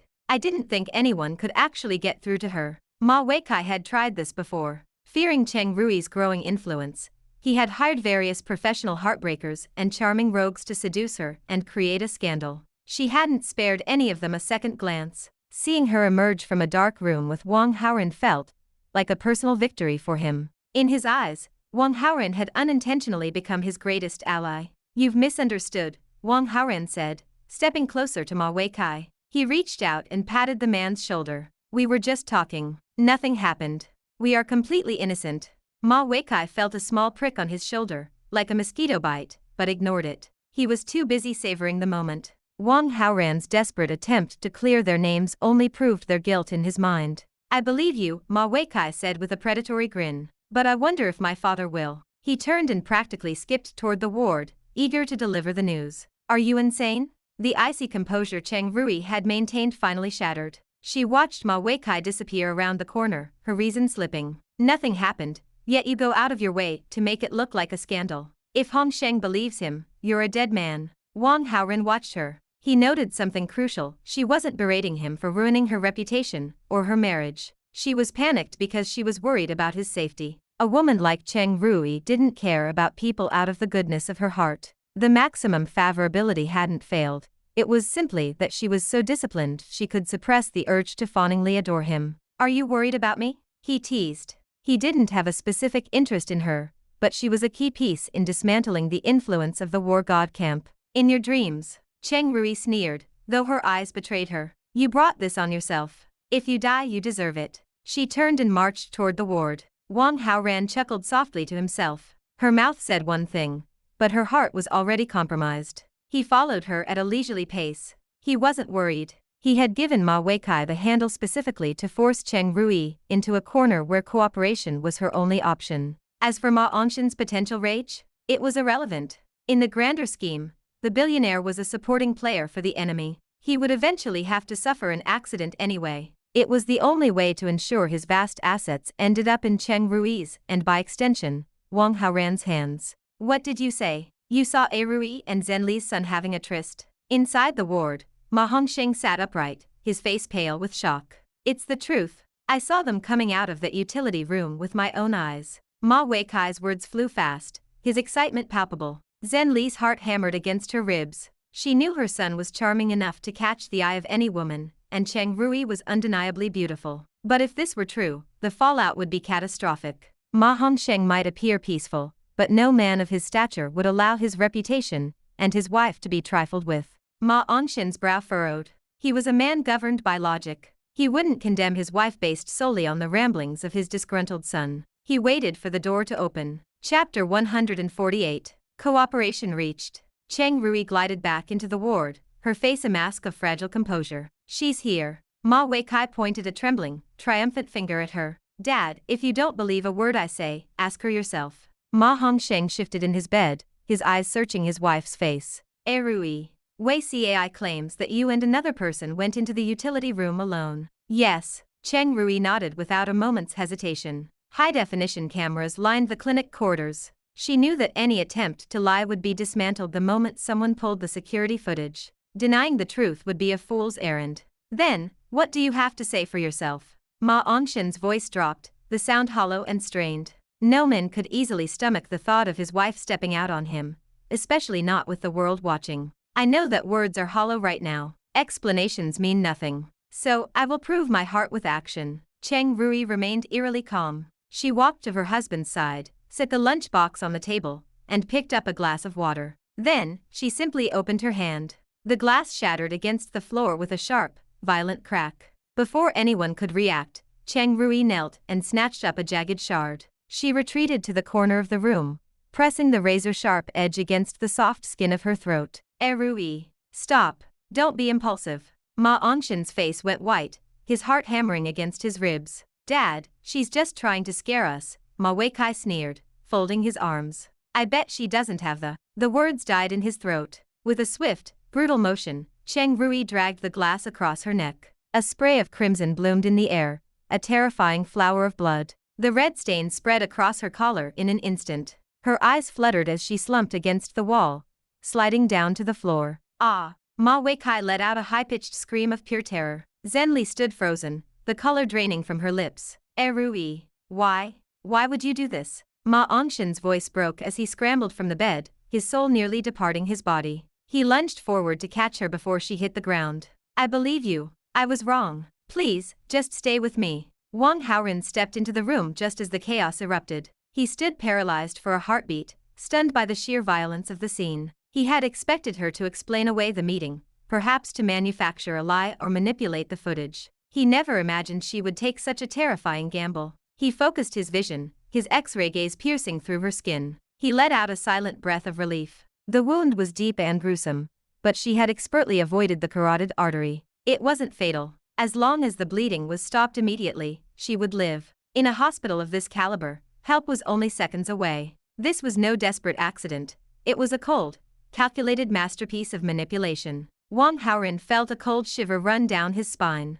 The neck was a map of lethal pressure points. A fraction of an inch in the wrong direction would have ended her life. This woman's courage was as terrifying as her ruthlessness. But as he processed the scene, he realized her true intent. She was protecting him. The security cameras would show him pulling her into that room. If the truth came out, Ma Hongshen's immense power would be turned against the Wang family. By choosing this tragic, extreme path, she had silenced the accusations and protected Wang Haoran without sacrificing Ma Hongshen's devotion. Wang Haoran turned and shouted for the medical staff. The room swarmed with doctors and nurses moments later. They applied pressure, administered sedatives, and whisked Cheng Rui away to a fresh convalescent ward. She was pale, her strength drained by the blood loss, but she was stable. Ma Hongsheng was so shaken by the brush with death that the utility room was never mentioned again. He didn't even look at Wang Haoran with suspicion. To him, his wife had nearly died to prove her loyalty. To doubt her further would be inhuman. But Ma Weikai couldn't let it go.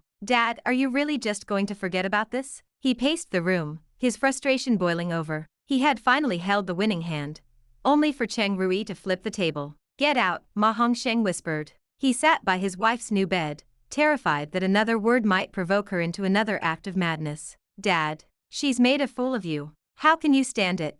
I said get out now. She's a traitor. If you don't divorce her now, what are you waiting for? The new year. Ma Hongsheng surged to his feet and delivered a stinging slap that echoed through the ward. Have you said enough? No, Ma Weikai barked, clutching his burning cheek. His eyes were wild, his emotions spiraling beyond his control. She had a tryst today, who knows how many others there have been. That kid she gave you, you'd better get a DNA test. I bet it isn't even your seed. You ungrateful wretch. Ma Hongsheng roared. Rui is loyal to the core. You're spewing lies and slander. One more word and I will sever our relationship for good. Loyalty? Don't be a fool. If you weren't rotting in a pile of money, she wouldn't look twice at a pathetic old man like you. Out. Get out. Ma Hongshen's fist connected with his son's chest, shoving him toward the door. Ma Weikai glared at the room one last time, before storming into the hallway. Cheng Rui, watching from the bed, felt a flicker of confusion. She knew Ma Weikai well. He was a playboy and a fool, but he usually knew when to retreat. Seeing his father this enraged should have sent him running. His refusal to back down was a bizarre departure from his usual self-preservation. Ma Hongsheng, exhausted by the outburst, felt a wave of sleepiness wash over him. He signaled for the nurse to will him back to his own ward for rest. Finally, the room was quiet. Only Wang Haoran, Cheng Rui, and Zhenli remained. Son, should we go? Zhenli asked, her voice still shaky. Go start the car. I'll be down in a minute. Zhenli nodded and hurried away. Wang Haoran stepped closer to the bed. You could have pinned the whole thing on me. Why did you choose such a blood-soaked way to prove yourself? Cheng Rui's gaze was a storm of conflicting emotions. She had always been cold, a woman who viewed men as tools or obstacles. She had never felt a spark of genuine affection in her life. Yet, the moment Wang Haoran was in danger, she had gambled her life to shield him. She didn't understand it herself. She had met him once, yet her mind was consumed by him. It felt like a spell, a piece of dark magic she couldn't break. And even now, lying weak and bandaged, she didn't regret it. She had won. Ma Hongsheng wouldn't touch a hair on Wang Haoran's head. Don't worry about me, she said, looking away from his piercing eyes. Just stay away from me from now on. She was trying to build a wall, but the foundation was already crumbling. I told you I wanted to cooperate, Wang Haoran said softly. I've already shown you my sincerity. Are you really going to turn your back on me now? Sincerity? Cheng Rui turned the word over in her mind.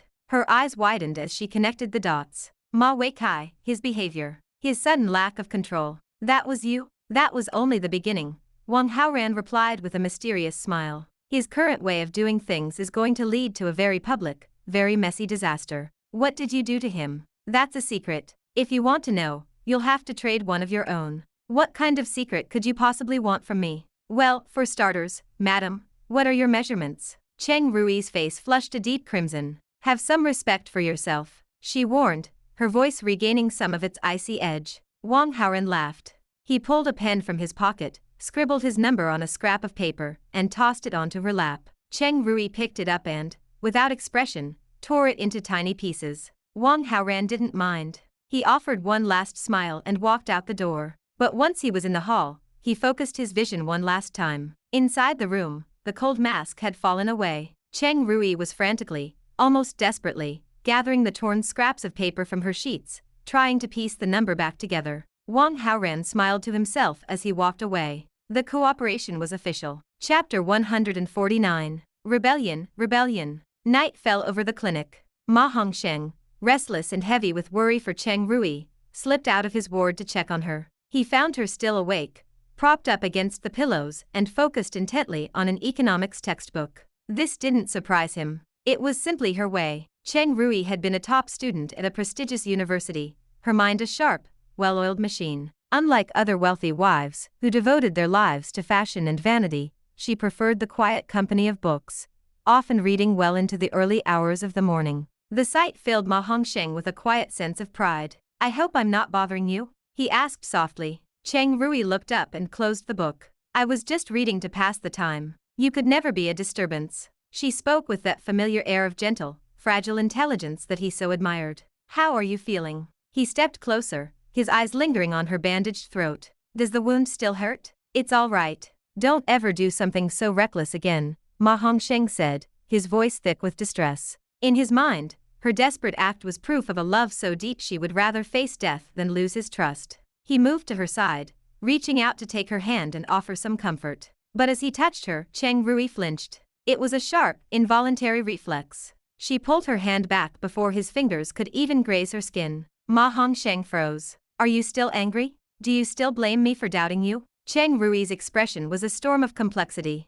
She hadn't pulled away because of resentment. It was a visceral resistance, a physical rejection of his touch. It felt as though another man's mark had been seared into her soul, making the contact of any other man feel like an intrusion. I apologize, Ma Hongsheng said quickly, misinterpreting her silence. It was my fault. Entirely my fault. He went on, oblivious to the fact that his wife's mind was currently occupied by thoughts of a much younger man. Fortunately for Cheng Rui, the shrill ring of a telephone cut through the awkward tension. Ma Hongsheng answered. As the person on the other end spoke, his face transformed. Calm concern curdled into a manic, visible rage. That animal. That absolute animal. He lost all control, stomping his feet and shouting at the empty air. The outburst snapped Cheng Rui back to reality. What happened? A call from the lawyer, Ma Hongsheng growled, his voice trembling with shame. That useless brat was out drinking with his low-life friends. Somehow, he got into a fight. He picked up a wine bottle and smashed it over someone's head.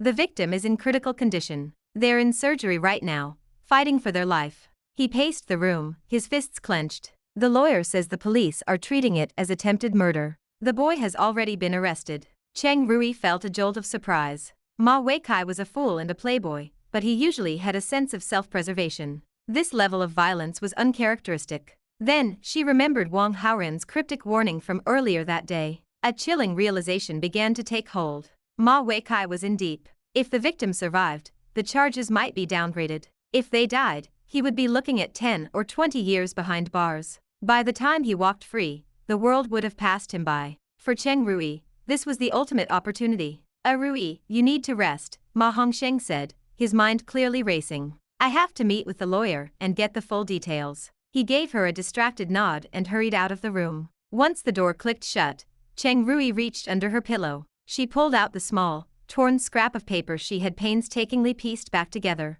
She stared at the phone number for a long moment before opening WeChat and sending an application to the account associated with it. Across the city, Wang Haoran sat in the quiet ambience of the couple's restaurant. A notification chimed on his phone. He opened the application and found a brief, cryptic message attached. 91, 58, 89. He stared at the numbers for a second, perplexed, but accepted the request anyway. I want to know. A message appeared almost instantly. What did you do to Ma Weikai? The tone was unmistakable. It was Cheng Rui. I told you, Wang Haoran typed back. It's a secret. I've already told you the secret you wanted, she replied. Now it's your turn to talk. Wang Haoran paused, the meaning of the three numbers finally clicking into place. 91, 58, 89. Her measurements. With a figure like that, she could easily be a supermodel. He felt a flicker of doubt. During their meeting, she had been wearing loose-fitting hospital gowns. He hadn't paid much attention to her physical form,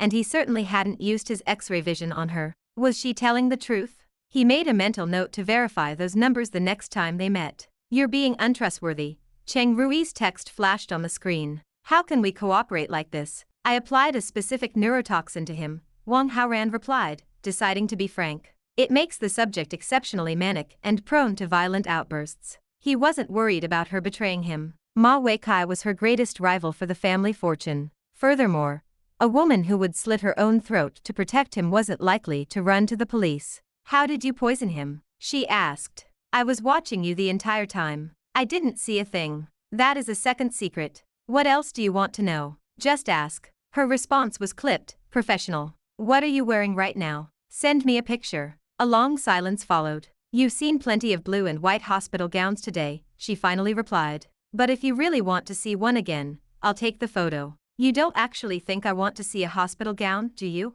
Wang Haoran chuckled as he sent the message. He didn't expect a reply anytime soon. Based on her previous behavior, she would likely struggle with the request for hours. He wasn't doing this out of some perverse desire, or even genuine interest. He was playing a deeper game. He needed to systematically dismantle her psychological defenses. Cheng Rui was too controlled, too disciplined. If she was going to be his puppet, she needed to learn how to be obedient. He tossed the phone onto the table and turned his attention back to his dinner with Tang Bingyun. Late that night, Tang Bingyun fell into a deep, exhausted sleep. Wang Haoran, however, was wide awake. His energy levels were peaked, and sleep felt like a distant concept. He pulled up his phone and accessed his monitoring virus. Yang Jingwan was still awake, her screen active. Out of a sense of pure curiosity, he projected her mobile screen onto his own to see exactly what she was looking at so late at night. Chapter 150. A gathering of old ghosts. Late at night, the silence of the bedroom was broken only by the soft,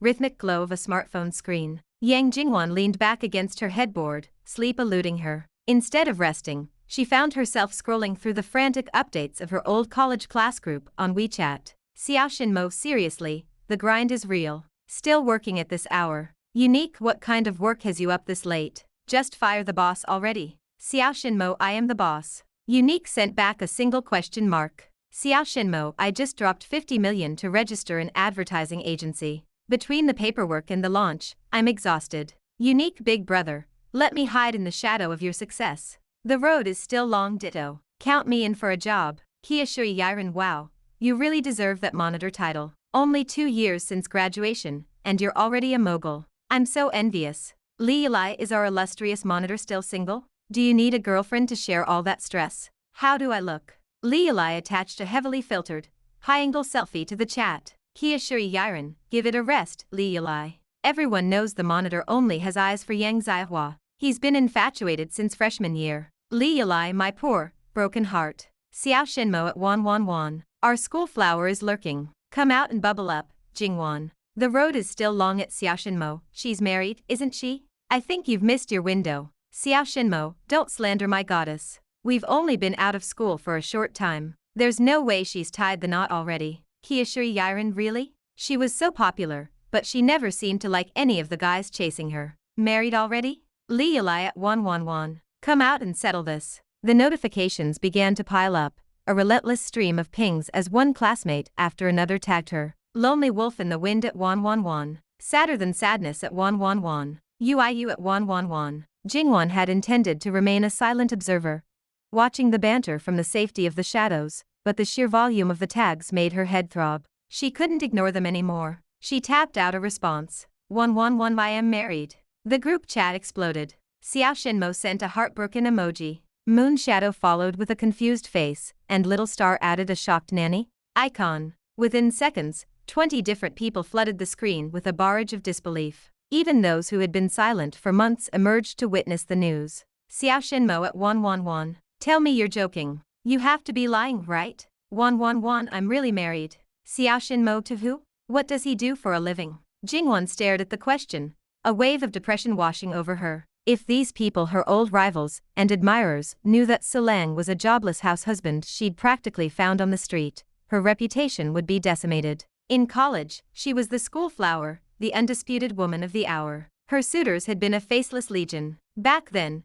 she'd imagined marrying a man who was both brilliant and breathtaking. Instead, she had ended up with a charity case. Unique at Xiao Shinmo. Don't even ask. If she chose him, he's definitely richer and more handsome than you. The road is still long at Wan. I heard the rumors, but I never knew the details. Tell us about him. We're all curious. Sadder than sadness, there's no need to ask. Jingwan must have found a rich, infatuated prince to sweep her off her feet so quickly. Xiao Shinmo, we've all lost touch since graduation. Why don't we get together? Unique at Xiao Shinmo. You just won't give up, will you? Kia Shui Yiren, I like the idea. It's been too long. Let's have a reunion. Li Yilai, agree. Moon Shadow, I'm in. Who's organizing? Li Yilai, the monitor, obviously. At Xiao Shinmo. Xiao Shinmo at Wan. What city are you in these days? Wan, I'm in Qingling. Xiao Shinmo, then it's settled. We'll meet in Qingling. Anyone who can make it, be there tomorrow evening.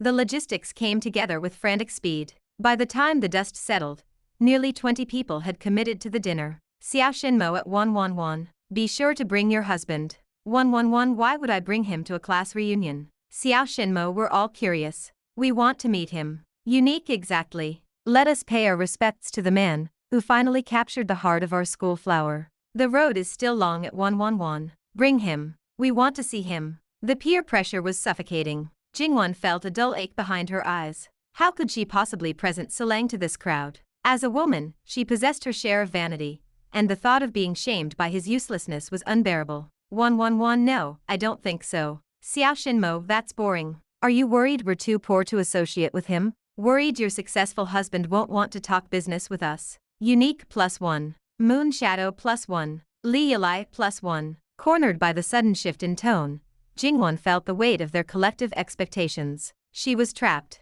111 Fine. I'll bring him. The group cheered, their excitement palpable even through the text. Jingwan, however, tossed her phone aside. She needed a plan. Taking the waste Solang as he was would be a disaster. He wasn't particularly handsome, and he certainly didn't look like a member of the elite. She evaluated him objectively. His height was decent. If she bought him an expensive suit and coached him on his posture, he might be able to pass for a successful businessman. She decided she would speak to him in the morning. Since the party wasn't until the evening, there was still a window of time for a makeover. She placed her phone on the bedside table and closed her eyes, trying to clear her mind. Buzz. Buzz. The vibration was sharp in the quiet room. Jingwan frowned.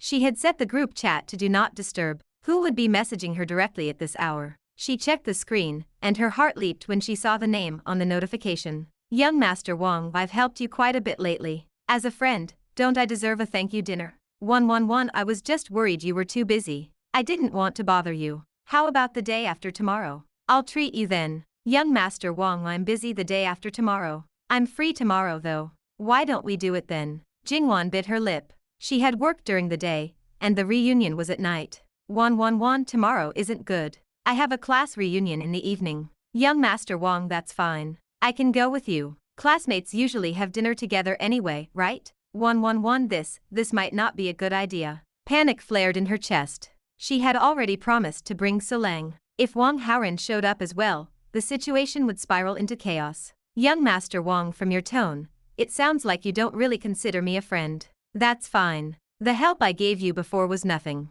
Let's just stop contacting each other. Wang Haoran sat in his own darkened room, smiling. He knew exactly how much influence he had over her now. He was playing her like a fine instrument, using a classic hard-to-get maneuver. The response was instantaneous. 111 No. Please, don't say that. I didn't mean it that way at all. Young Master Wang, then you'll invite me tomorrow? 111 Of course. But, can you promise me one small condition? Young Master Wang, what is it? 111 It's hard to explain over text. Let's talk about it in person. Also, could you try to dress as maturely as possible? Wang Haoran already knew where this was going, but he kept his realization hidden. He wouldn't push her yet. He tapped out a final message. Young Master Wang understood. I'll drive over and pick you up tomorrow. See you then. 111 Yes. See you then. To be continued. Hope you liked today's video. Join the community by subscribing and dropping a like. I'll be back with another update tomorrow. See you then.